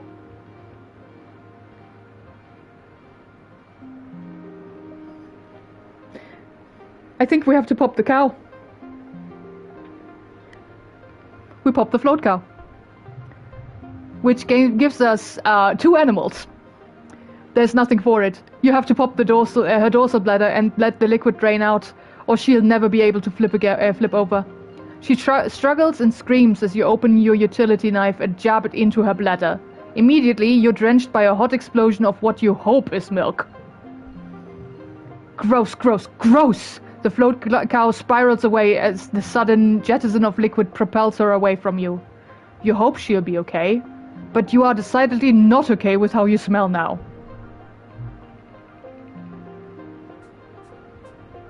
Well, that happened.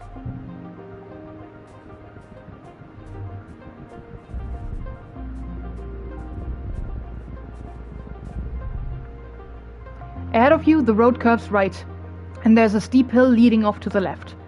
You bet there's a really great view from the top of it, but it's going to be a scramble to get up there. We can hike or continue again. Is it the same thing that we had with the stone before?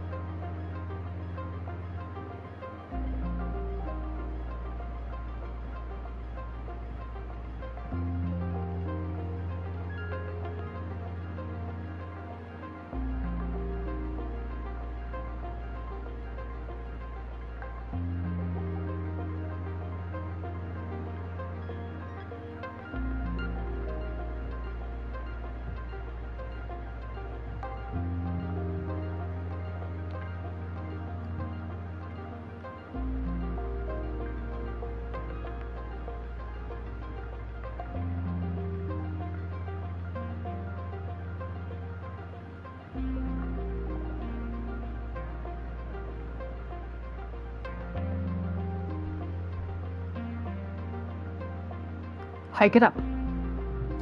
You leave your pack in some bushes at the base so you'll be lighter on your feet, then start the trek. It's tiring, every step steeper and looks from... yeah. Yep, it's the same thing again. Do we push the rock, which could flatten our backpack again, or do we step away this time? I don't know whether it's gonna be the same outcome, though. It could be the same outcome. We don't know this. So far, this has been the exact same text, from as far as I can tell.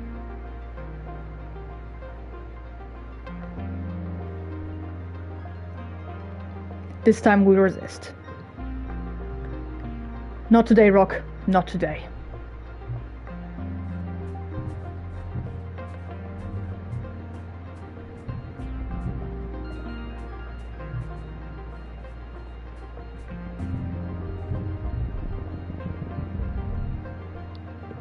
You spot the most spectacular flower you have ever seen. It's nearly a meter wide, all beautiful pinks and glittering rainbow hues, like a powdery oil slick. When the wind rustles it, the shimmer is breathtaking. You need to have it. For your mother's garden, your own collection, or the thrill of destroying something beautiful. Or you know better, don't touch it, which we can't do because we don't have animal? Is this an animal?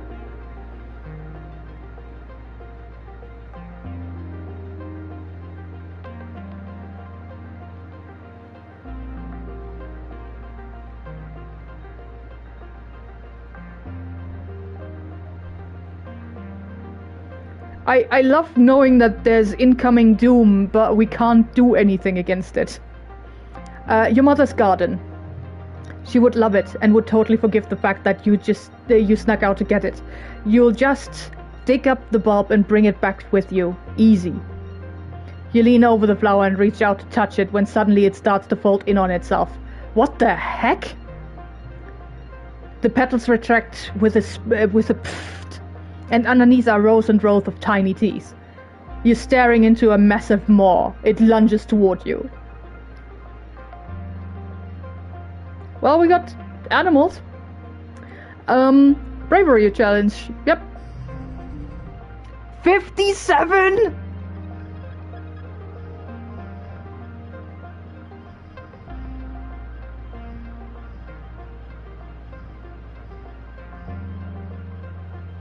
Carp becomes 2.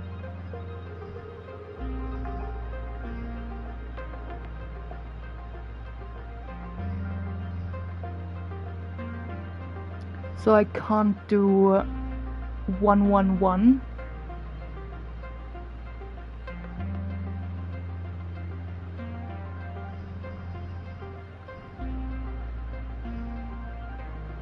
The best thing I can do is a flush for this round.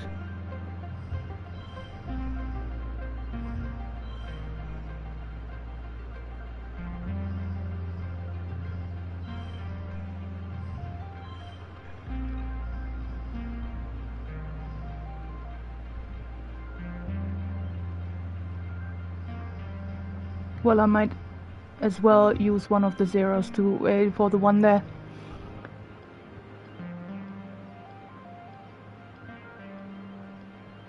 Yep.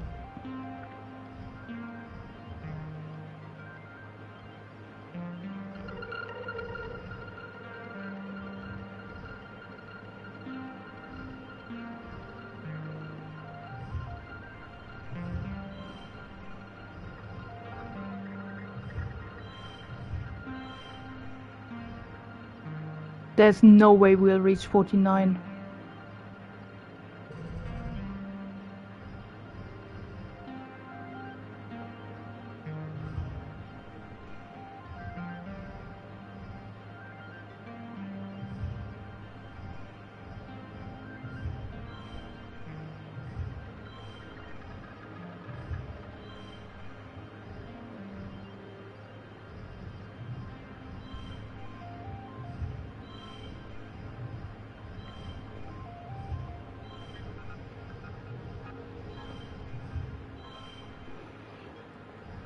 Okay, we're not that far off.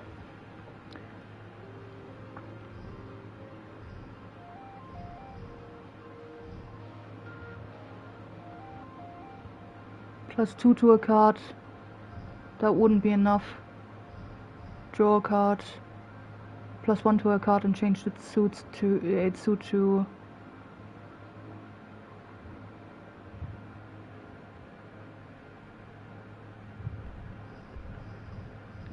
Oh wait.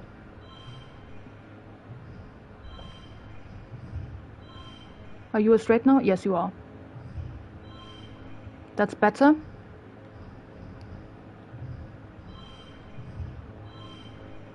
+24 still.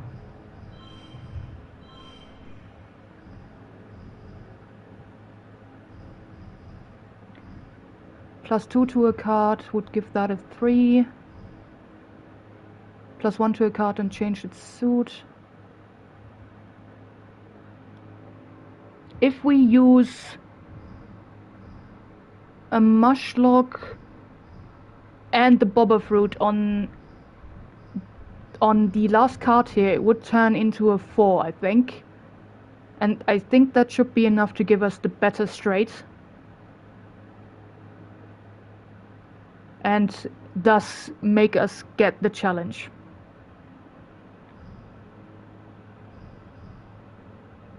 We have enough stuff.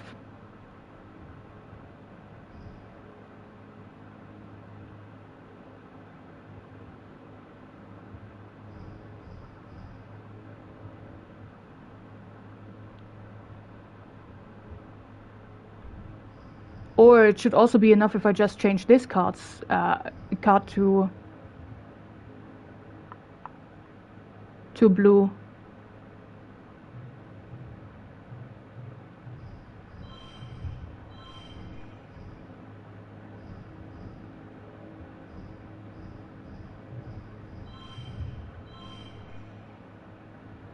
That would be +6, yeah. Wait, that should work.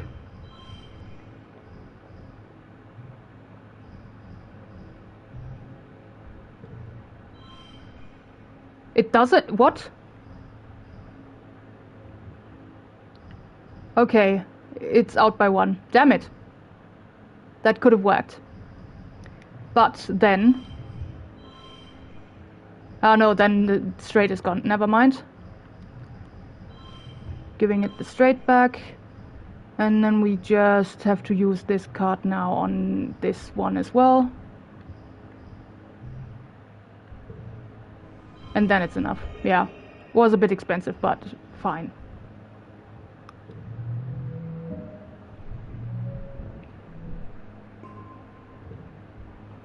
You managed to not completely lose your cool, but it doesn't save you. The flower thing is too fast for you. You're in its mouth now, and it's using those hundreds of teeth to inch you downwards into its stomach, where it will digest you whole. You're definitely about to die. The teeth pause their movement briefly, then bang! You feel a shock and another, then the flower thing spits you up, and you watch dazed as it lurches away into the bushes. Above you stands a man wearing all black. In your blurred vision, he looks like a living shadow. A mysterious shadow, stranger number 2. We already have mysterious stranger 1, I think. No, we have the same card, okay. We have that card twice now. It's fine. It's a good card. You mumble. He looks down at you, shakes his head, then runs off after the creature. Who is that guy? Does he work on the survey team? You don't recognize him, and you know everyone. You hear a strange noise and realize it's you, shaking and crying and laughing in sheer relief, all at the same time. Vitumna is a scary place.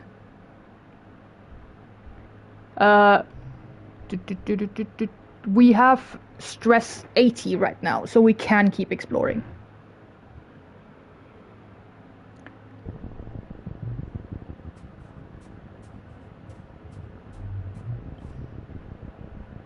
Well, now it's 95. Should still be enough for one challenge, maybe.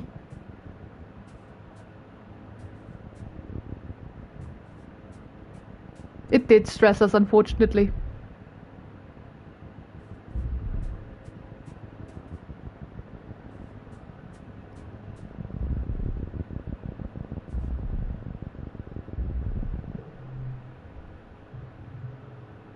You come across a cluster of mush trees. They're not fully grown yet, but they're still pretty big.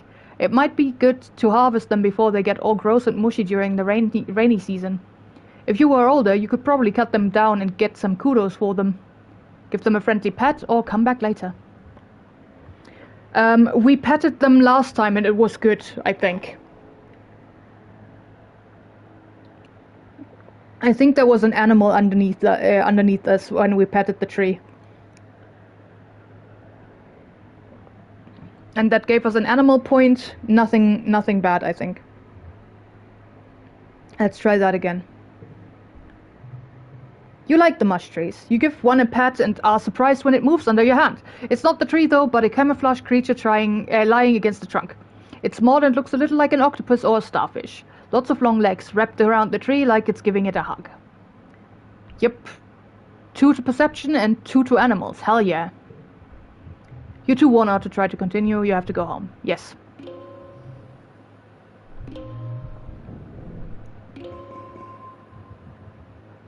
Still, I don't know how long the heroic stat will last. Probably good that we used that we did exploration because that gave us a lot. Perception is 30 now. Hell yeah.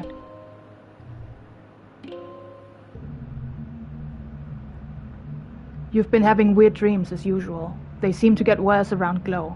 You wake from a dream that has tears drying on your face, though you can't remember why, just that you were terrified.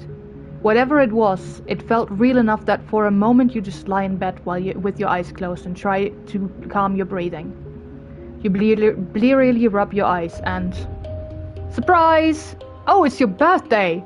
Your dad leaps onto your bed and gives you a big cuddle. Happy birthday, little tomato head! 12 years old! Wow! Can you believe it?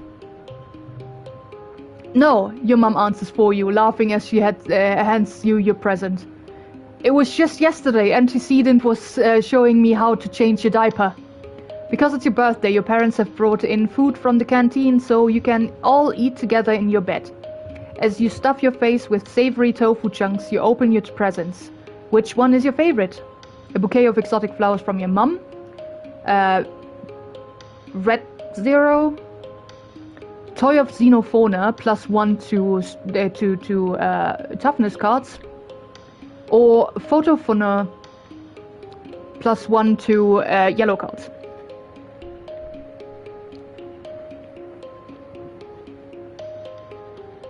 So yeah, the first one is just a gift. Thems we can keep. We can't use them right now though. This one specifically was 100 kudos in the shop.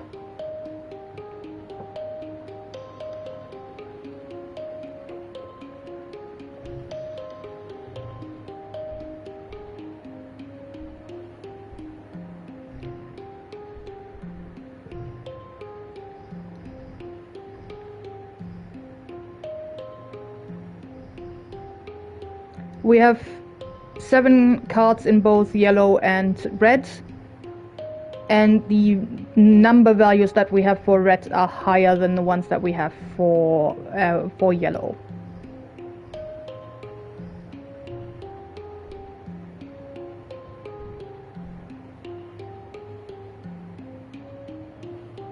We're going for 3. Yep. I still don't know how to say that word.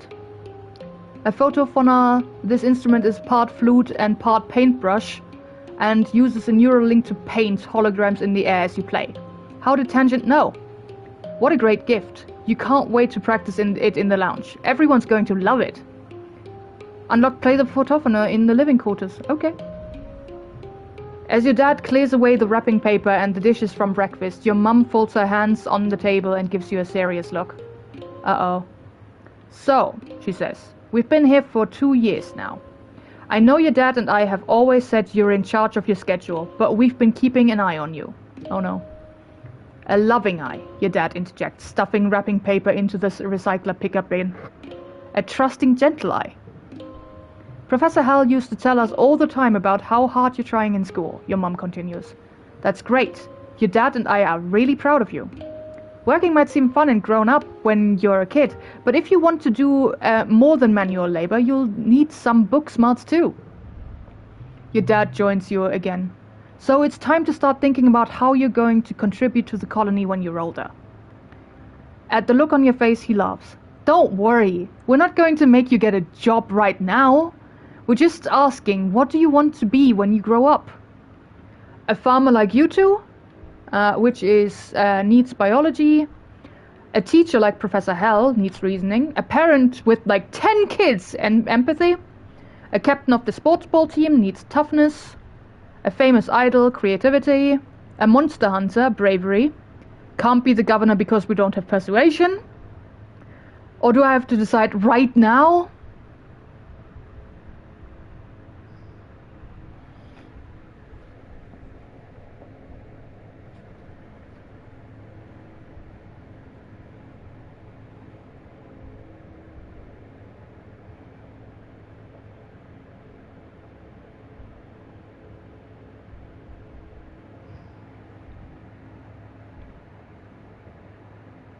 Teacher, monster hunter,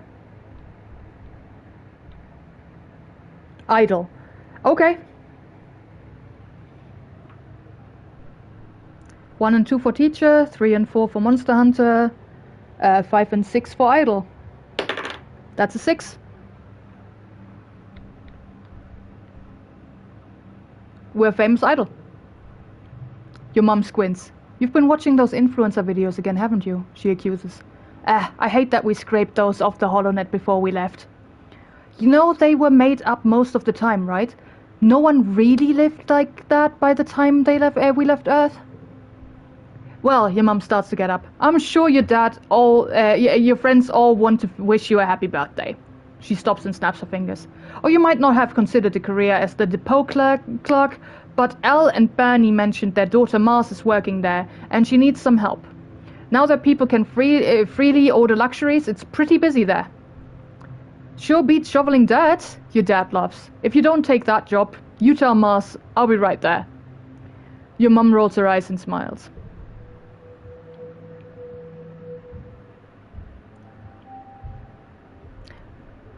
Mum didn't like our choice.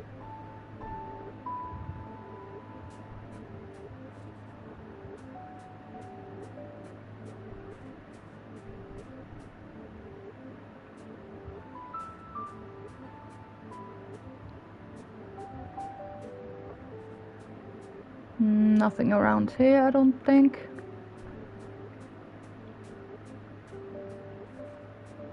Right. We have to relax. We have no other choice.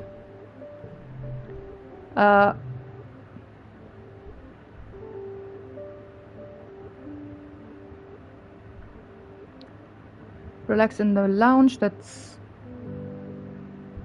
just 100 stress removed. While this one is more lucrative as a relaxing option, because we also get friendship points for this.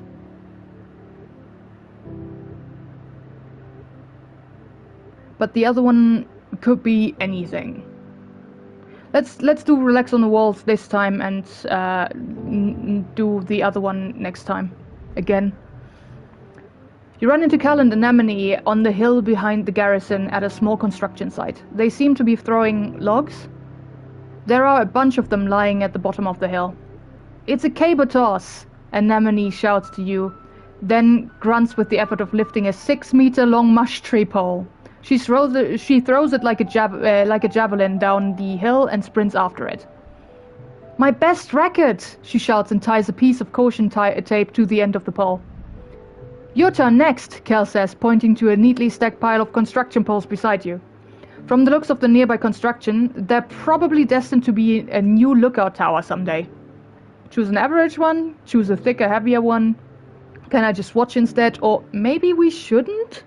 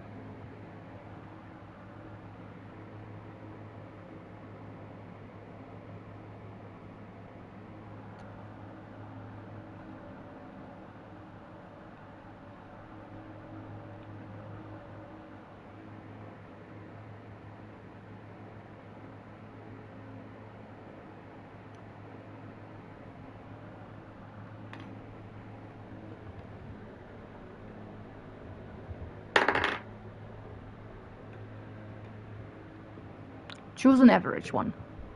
Solace has made a fine pole selection, Cal narrates in a haughty voice, and has lifted it onto their shoulder. Next they will approach the sprinting line and begin their run, tossing the caber before they reach the throwing line. Lift, run, throw. 47.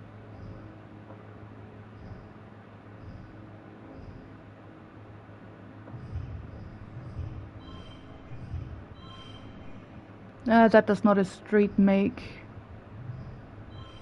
Card becomes a red card. Okay.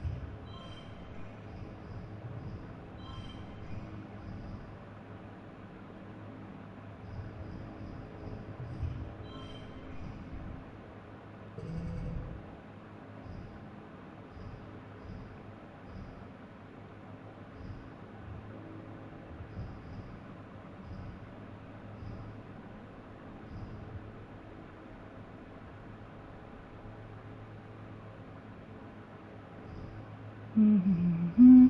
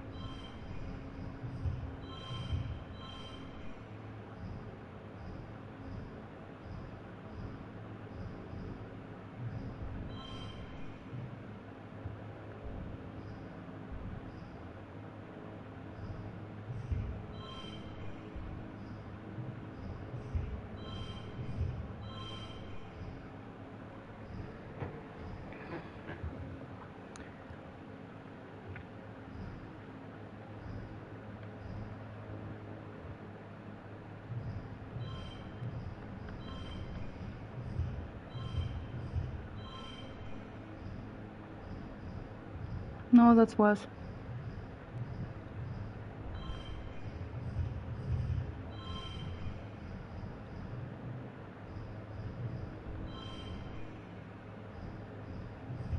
There we go, okay.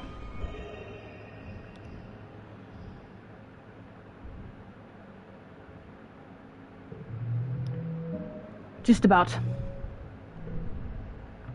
The pole sails down the hill, past all the other poles, coming to rest sticking out of the ground.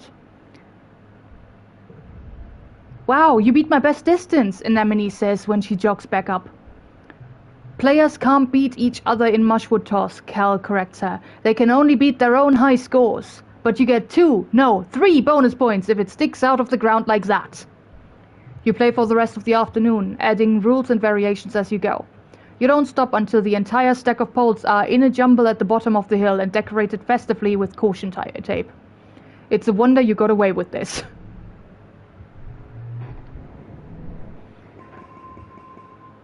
We can't forget the playing sports ball or hooked on your holopalm. Sets neighbors to this value. So, yeah, all the neighbors of this one become one.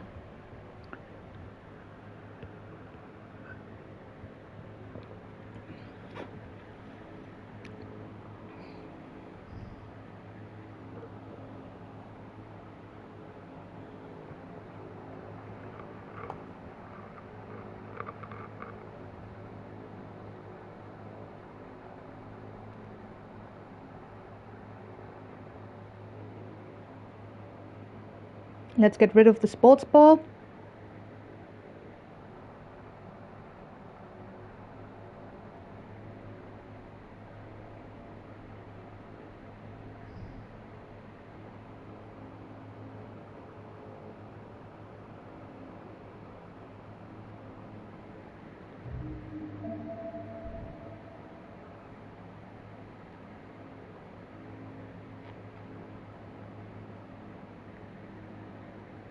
Let's.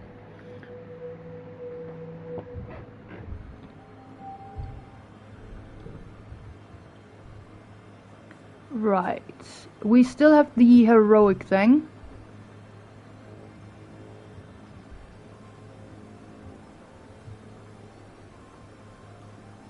Physical skill increase for 3 months. So this is the last month that it is active. So I think we're going back outside after we check whether there's anything around here, because that will give us more than one chance of, like, making a good use out of this.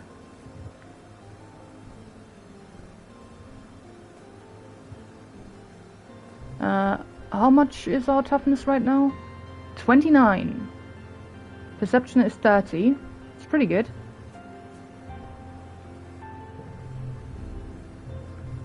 You need 40 toughness, yes.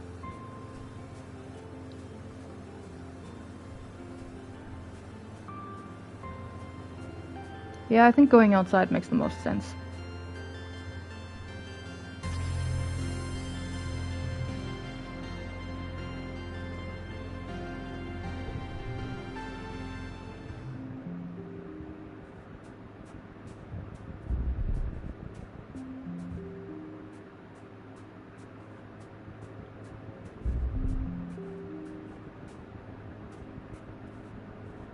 I didn't look how many things there are.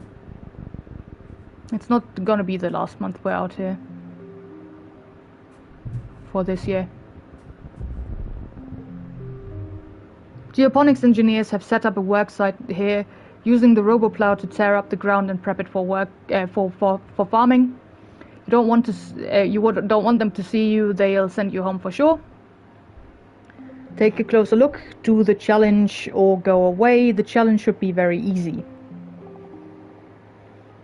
I think the last time we did sneak by.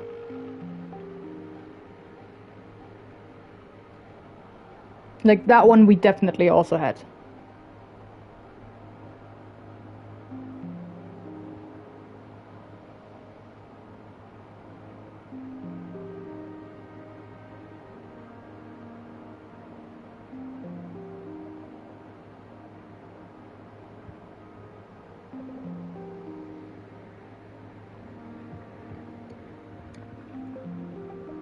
Yeah, this time I wanted to give it choice again, because there's also the other option of taking a closer look.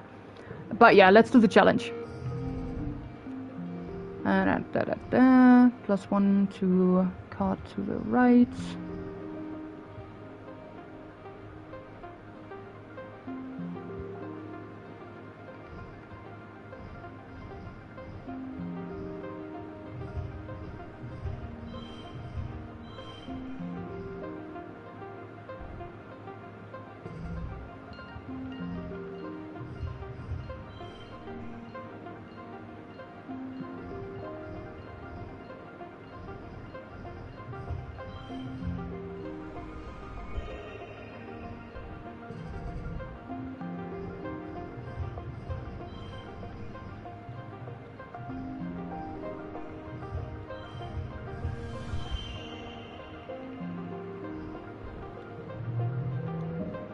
Super goal.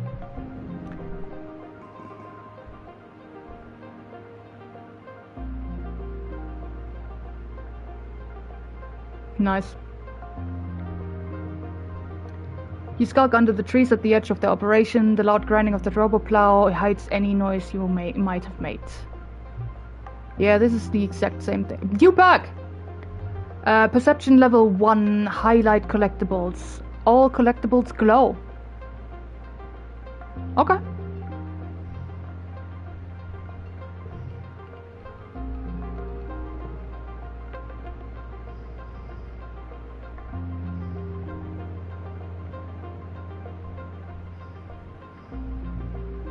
That's not there under the perks, okay.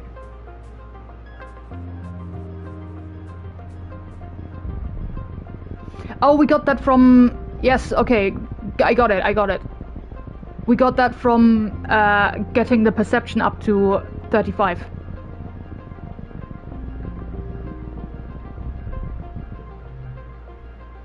Some farmland has spilled outside the walls. The field don't look like they're doing very well. Nobody's around right now. In fact, it looks a bit abandoned. Nothing grows there anymore. There isn't even enough for animals to graze on. Try to plant something, or ignore it. I think last time we planted and it worked out well. Is it just gonna be the same challenges over and over?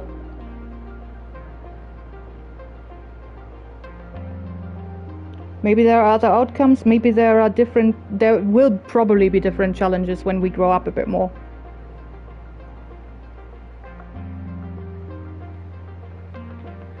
We're planting. That gives us biology.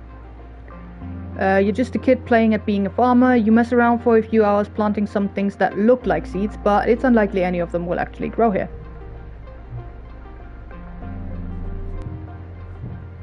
They do glow now. The spark snow has been drifting around you all day, igniting teensy sparks where it touches the ground. But now it really started coming down hard. Hard like hail, not soft like snow. Except this hail ignites, more like explodes on contact with solids. Find shelter and wait it out. Find something to use as an umbrella, or nothing wrong with a little snow. That snow that explodes. Nothing wrong with a little snow that explodes.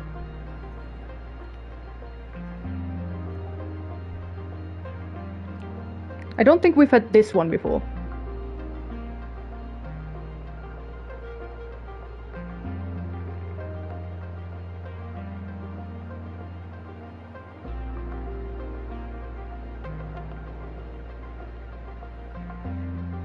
Find something to use as an umbrella. You break off a large leaf of a strong stem and hold it over your head. It makes a pleasant kind of thrum as the drops splatter on it.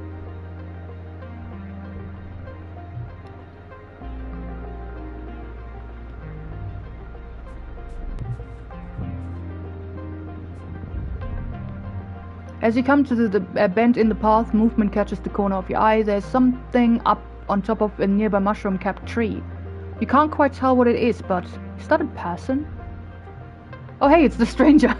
Someone is peering over the edge of the mushroom cap above you. You can't quite see their eyes, but you can get an impression of long dark hair and an enormous mocking grin. I wouldn't go that way if I were you, they warn playfully. They have a deep musical accent you don't recognize. A stranger? That's impossible. You're the only people around for thousands of light years. And what the heck is he doing out here? You feel a chill go up your spine. Ignore him or find another way.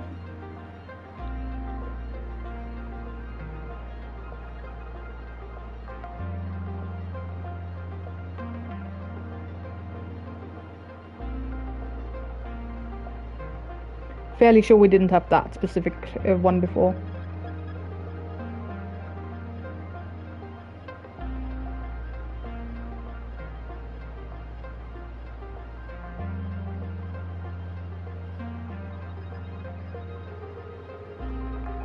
We find another way. Oh! Then the thing doesn't go away.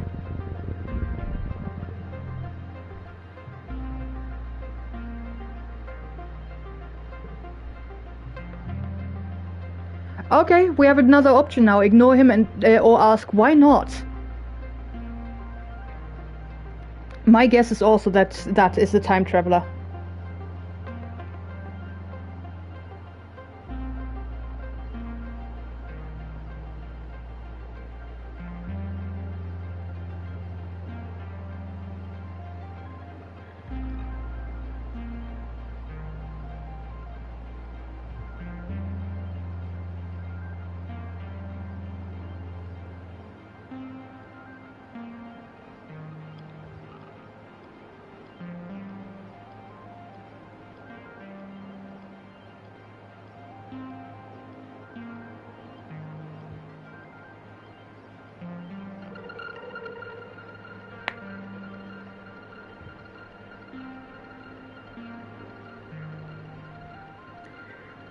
You think he's gone now. You remember the warning though. Are you sure you should go this way?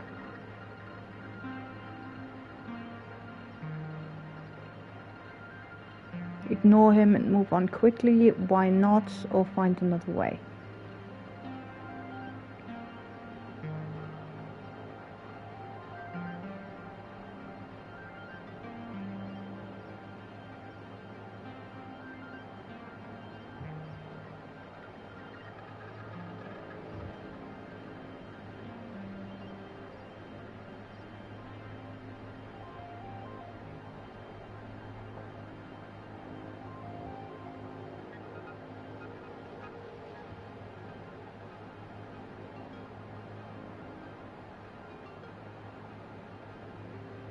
Why not?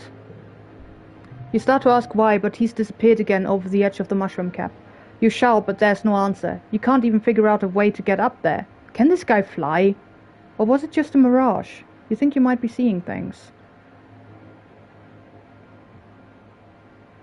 Ignore his advice and continue, or find another way.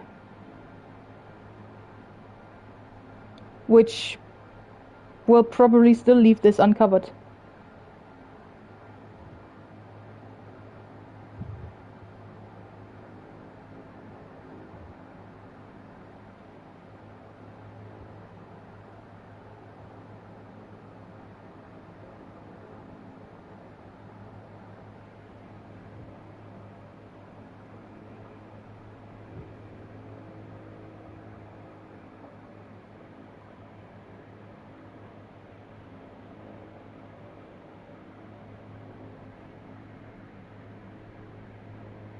Yeah, I guess we're ignoring his advice. Let's see what happens.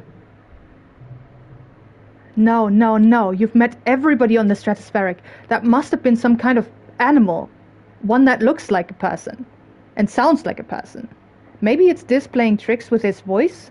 Or maybe you're seeing things. Or maybe it's this grown up. You round the bend and regret it immediately as something long and thin slaps against your face. Then another whack across your back, and as you spin to face your attacker, whap, whap, 2 slaps to your shins send you reeling. Whatever's attacking, you can't see it. You fall to the ground and cover your head with your arms in defense. Nothing happens, just silence.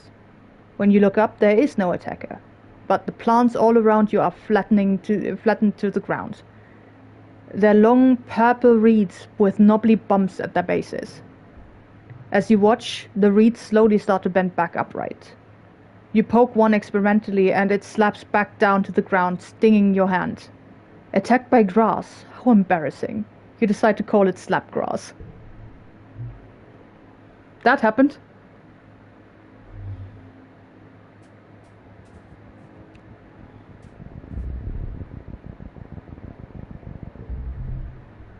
You pause in your tracks, hearing an ominous sound.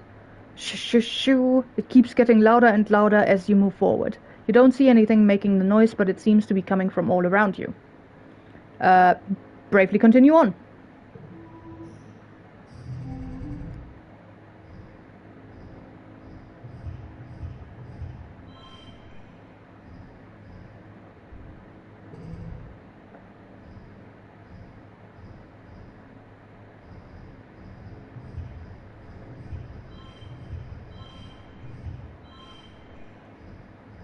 Oh, that's for each gem on other cards. Yeah, never mind. That was not what I intended.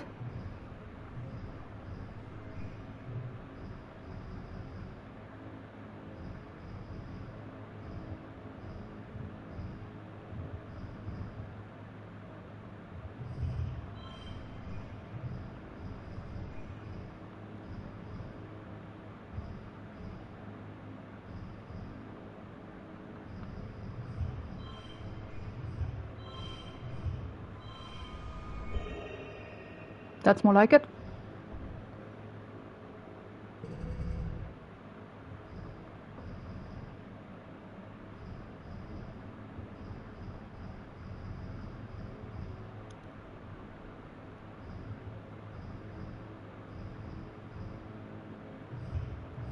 One, two, three.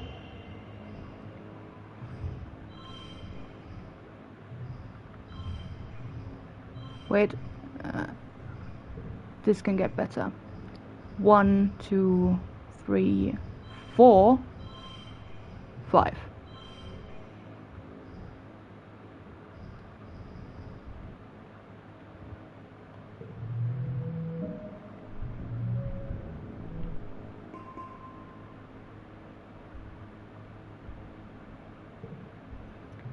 Yeah, it's just alien crickets. Phew, they're so tiny, but there are millions of them. They look like little blades of grass and rub their sides against stuff to make that shoo-shoo-shoo-shoo noise. You tuck your pant legs into your boots and continue on your way.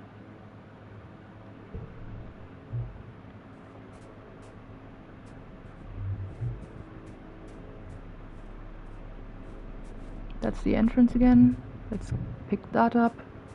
That loops around back to the start.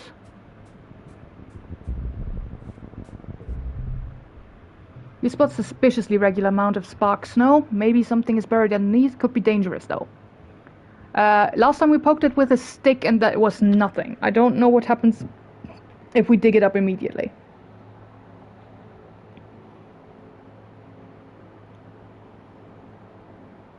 No wait, there was something good underneath the snow. After all. Was there? I don't remember. YOLO. Fucking hell. Yeah, dig it up immediately.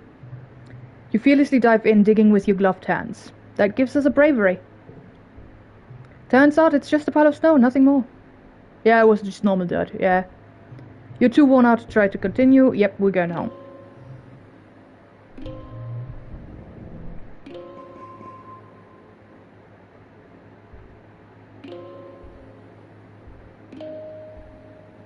We are pretty close to getting a new perk for toughness as well, aren't we? Yeah. One more point in toughness and we have it.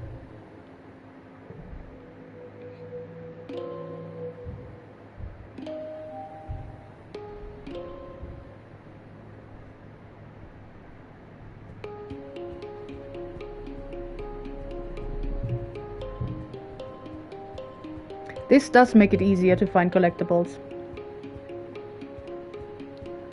Alright. Should we give more presents to people? We still have a lot of medicinal roots. We already know that Tang is not a fan of mushwood logs. We could give other things. The crystal cluster I could also see maybe Mars liking. Because it's shiny.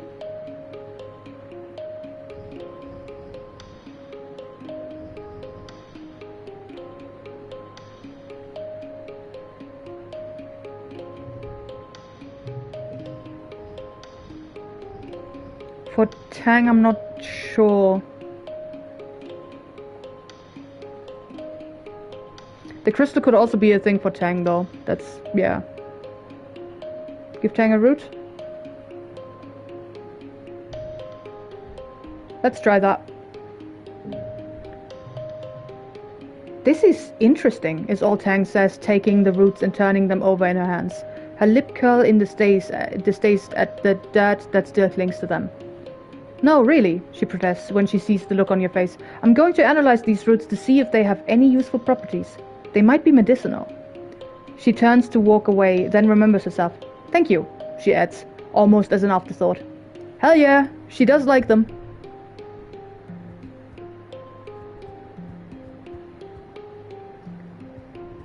We already know what your favorite thing is, and your favorite thing.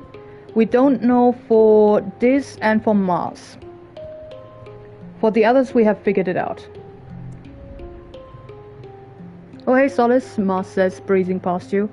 I'm sorry, I can't talk now. I'm on my way to work in command. She stops when you don't sound amazed enough.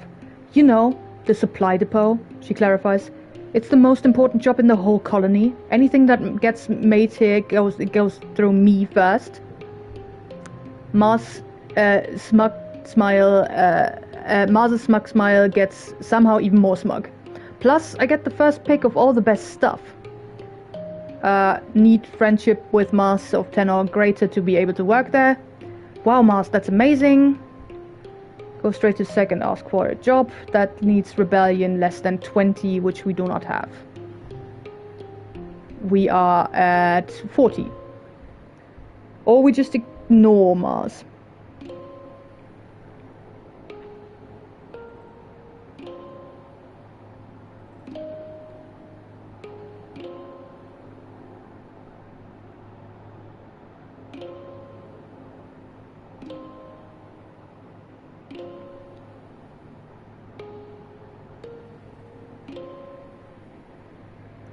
Wow, Mars, that's amazing! You lay it on really thick. How Mars is just so cool, how everything she does is totally great, and how she's obviously the most important person in the colony. You're going to start a Mars fan club in her honor.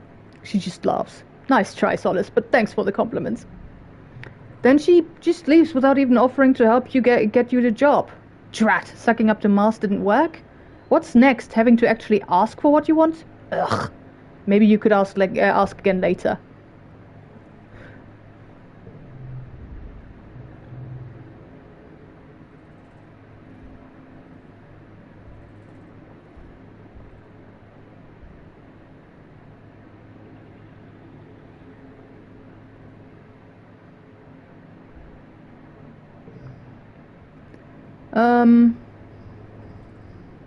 Gift from Mars? Maybe the crystal?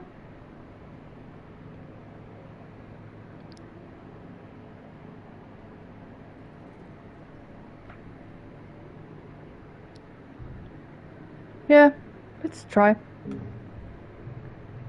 She holds the crystal up to the light and gazes into it. At the right angle, I can see my face in it. Beautiful! Hell yeah! Have a good sleep. Thanks for joining. Now, what would this like?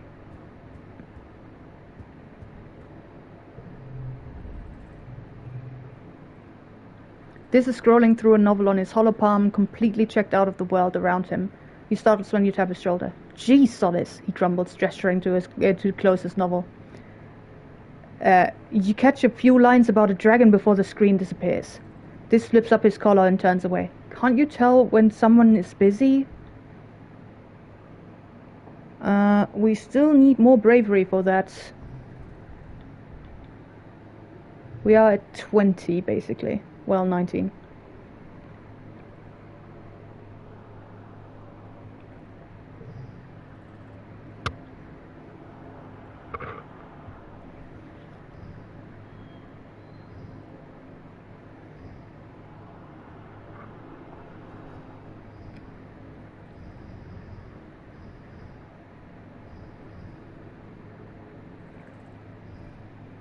Yeah, I don't know what to give to this here.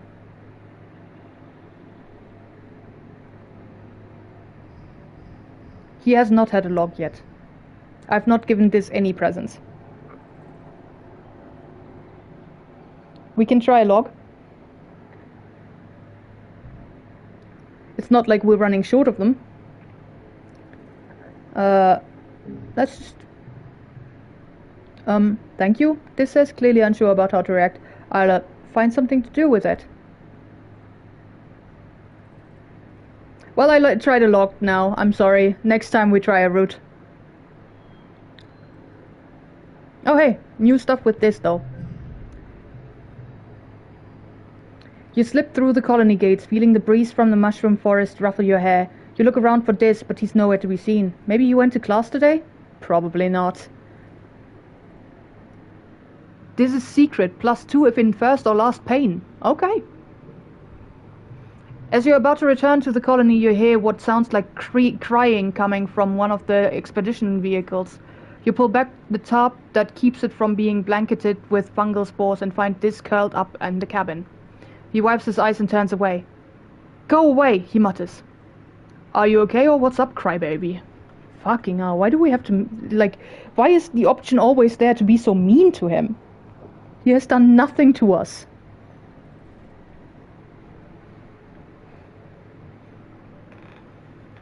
Are you okay? I'm fine, Diz snivels. Just leave me alone.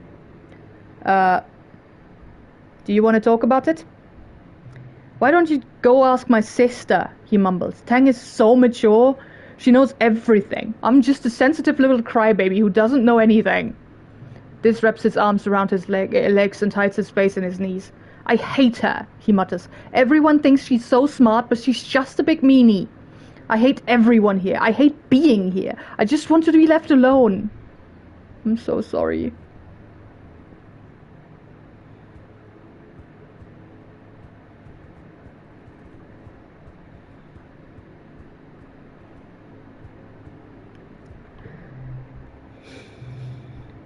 We relax in the lounge.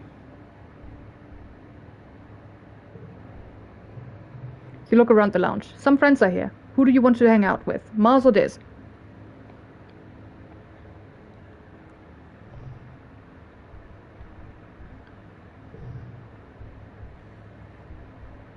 Mars is at 20, Diz is at 20, Mars is at 10. Which is what we need to be able to work the job. You're split, so I'm rolling a die. Let's see.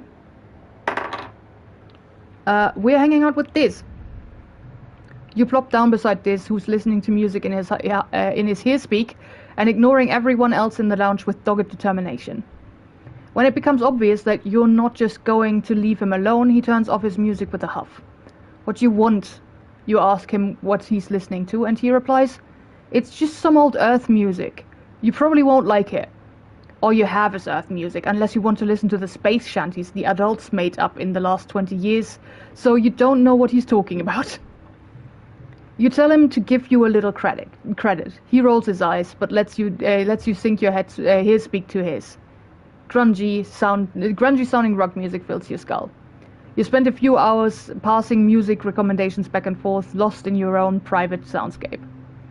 Creativity and friendship with Diz.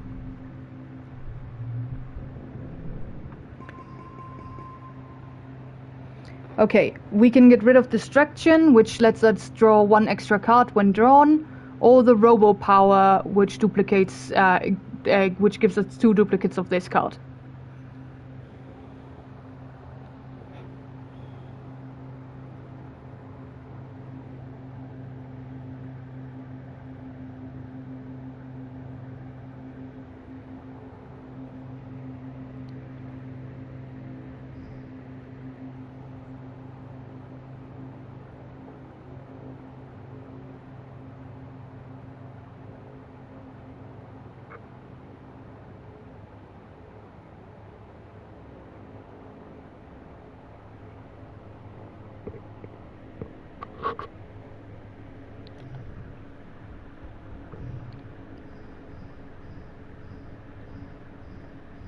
We have a lot of blues, but not a lot of high-ranking blues. We have one normal 3 and one 3 that usually turns into a 4. We have This Is Secret, and we still have 1 0 card here. 2 0 cards here.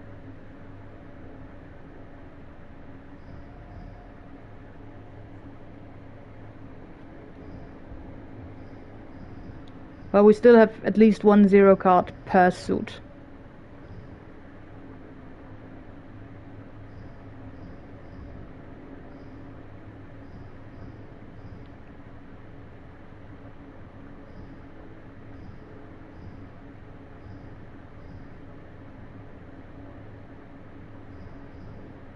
Wait, didn't we have that card twice?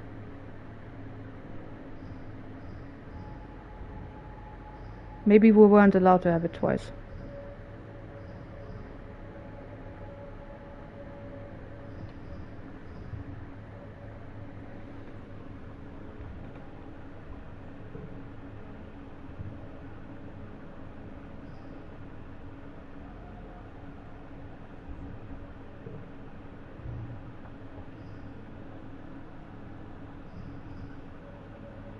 Robocard?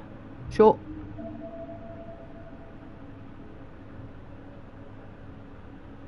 No, it was always a 5.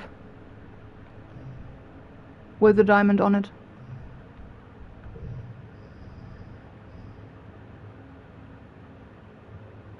That was always that way.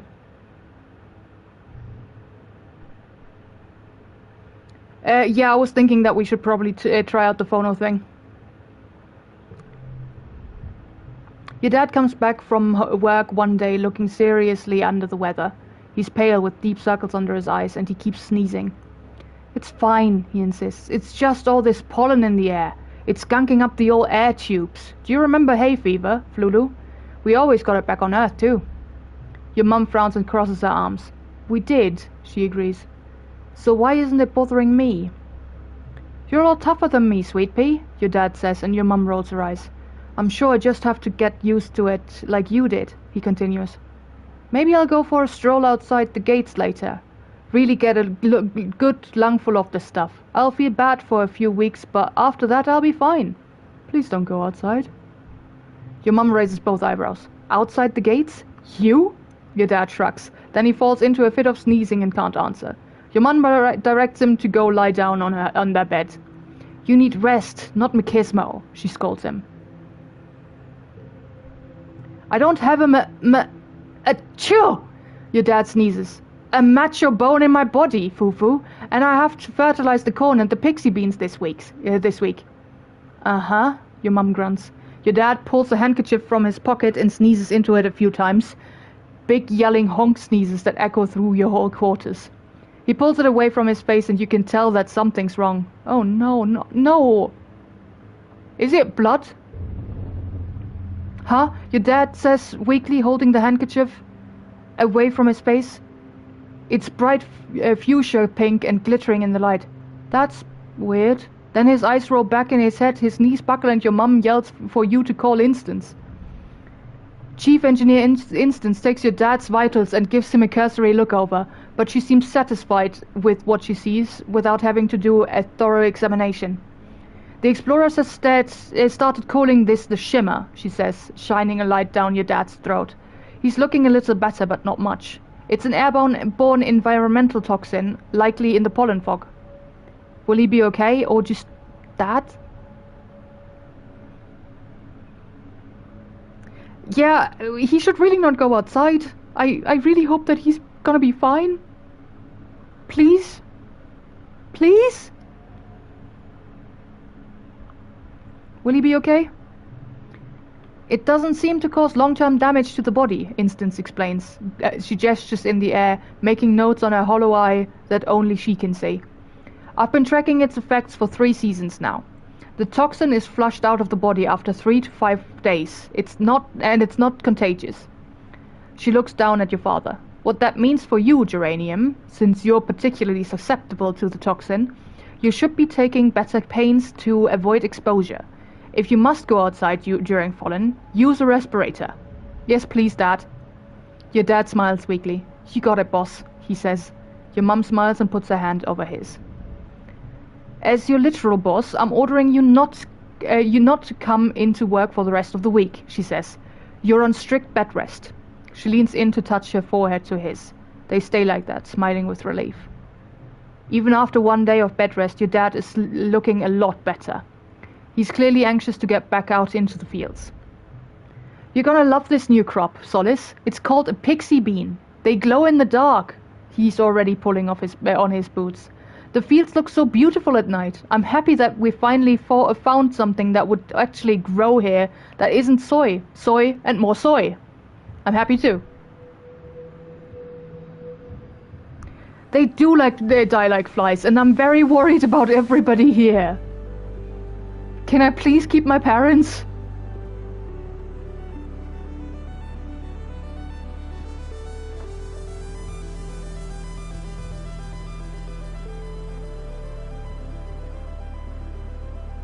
Nothing.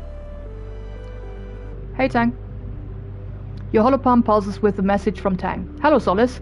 If you're not occupied, could I ask you for your assistance in the lab? Thank you in advance. Tangent. Typical Tang. But her asking for help is something so rare that you can't help but head over right away. You find her hunched over a spectrometer, making notes on her holoscreen. "Oh, you're here," she says, blinking rapidly. She looks like she's been awake for days, wrinkled, a little shiny, and with a wild-eyed look of someone who needs a cup of black tea. "I came as soon as I could. I just happened to be nearby, or how can I help?"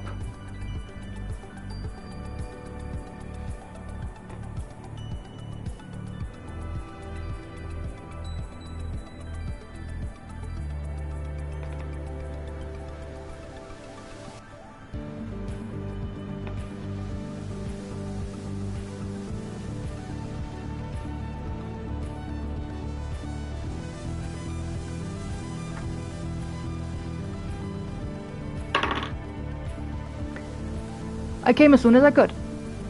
I'm researching the shimmer, the respiratory illness some people report during pollen," she says.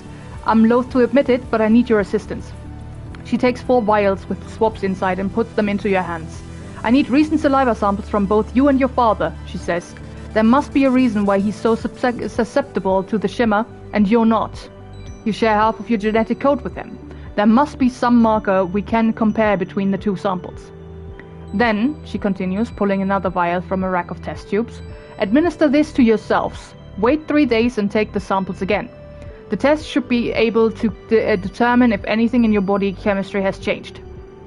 Tang looks at you very seriously, cutting through her bleary expression. "There's something going on here," she whispers. "Something really, really big. I've begun to realize this is about more than just curing a disease." She squeezes your hand so hard it almost hurts. "Unlocking the secrets of the shimmer, who it affects and why, it could lead to a greater understanding of all life on Vertumna. And knowledge is more than power, Solace. It's control." "Are you okay? You seem unhinged." "Okay, I'll do it," or "No way!"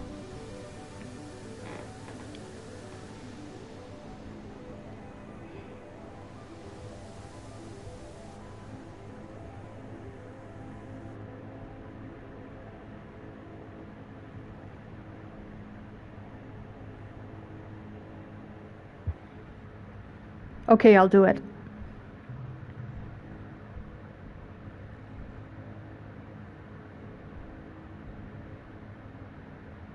"Thank you, Tang," Tang says. "I've been researching so hard, I think my eyes are going to fall out of my head. And for what?" "Well, for the end of a debilitating disease is a pretty good reason," but Tang just shakes her head at herself before you can answer. "We're at a disadvantage here," she mutters. "We're fighting blind. We need to understand this planet if we're going to get it under our control." You can't get a planet under your control, Tang. That's not how planets work. Oh, classes are back in session. But we did say we wanted to do some music.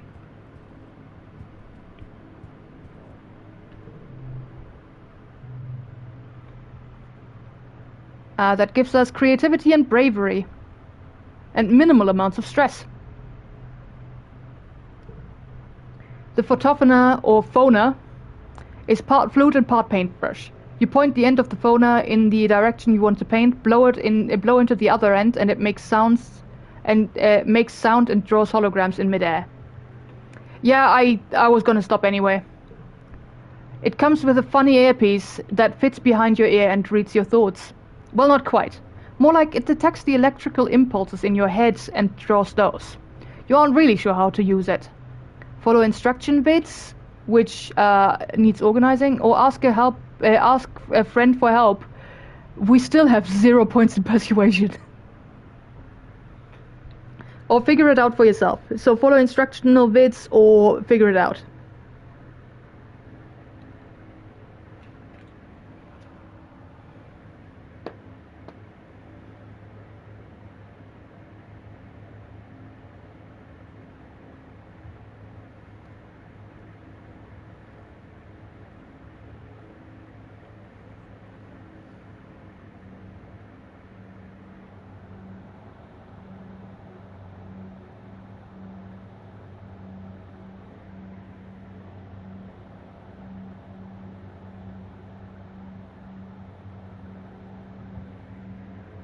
We're watching YouTube tutorials.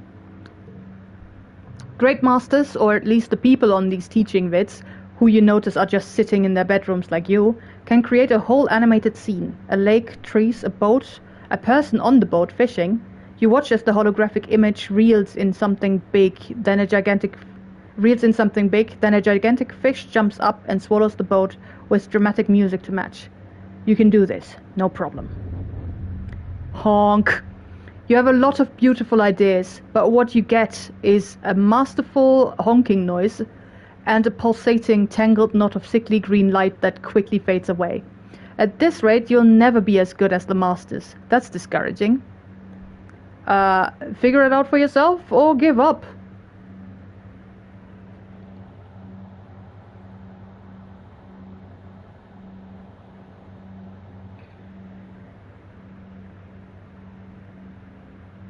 We're figuring it out for ourselves. That gives us creativity. You sit down and experiment with it. The photophone's different for every person, so figuring out how to play it is a personal experience. You let your instincts guide you. You wish it was as simple as thinking tree and it paints a tree, or even blue and it paints blue. No. For you it's more like, well, if you think about food, it paints lots of round bubble shapes. And if you think about something that makes you angry, it draws orange squiggles. Mostly your phone pictures have a lot of purple lines that dance around. You guess that's your personal style. Okay, actually, once you stop worrying about being good and just think about how it feels, it actually starts to feel fun.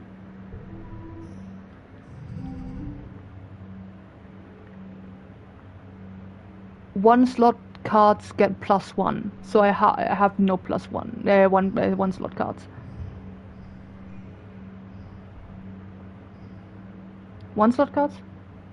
Oh no, that's just this one. Fair enough. Yeah, never mind. Could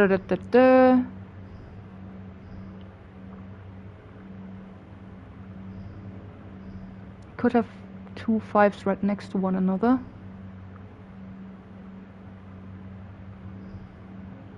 But that doesn't quite work.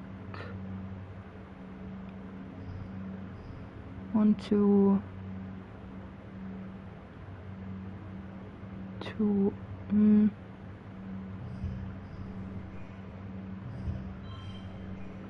+2 if in the first or last pane.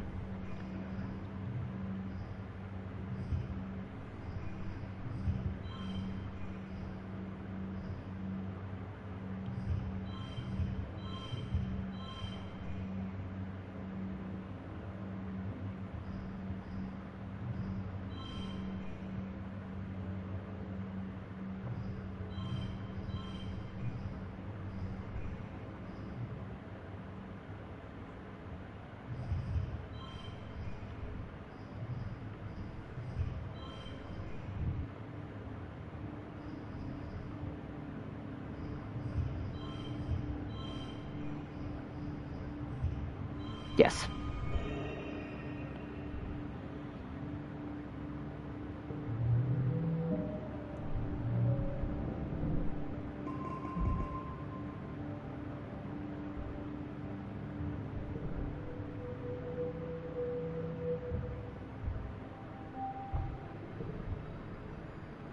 It is late pollen. I'm just gonna walk around to see if there's any collectibles there.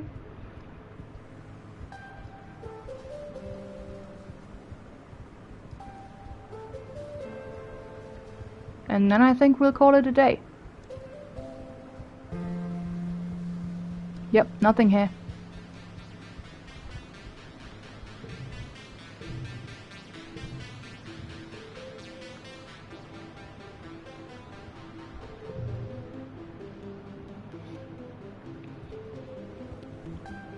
I am still very much wondering what will happen later.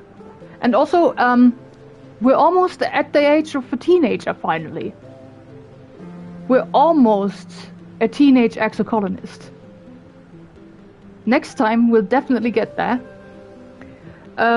Next time, though, I do have work next Friday, and I won't be home until about 8-ish.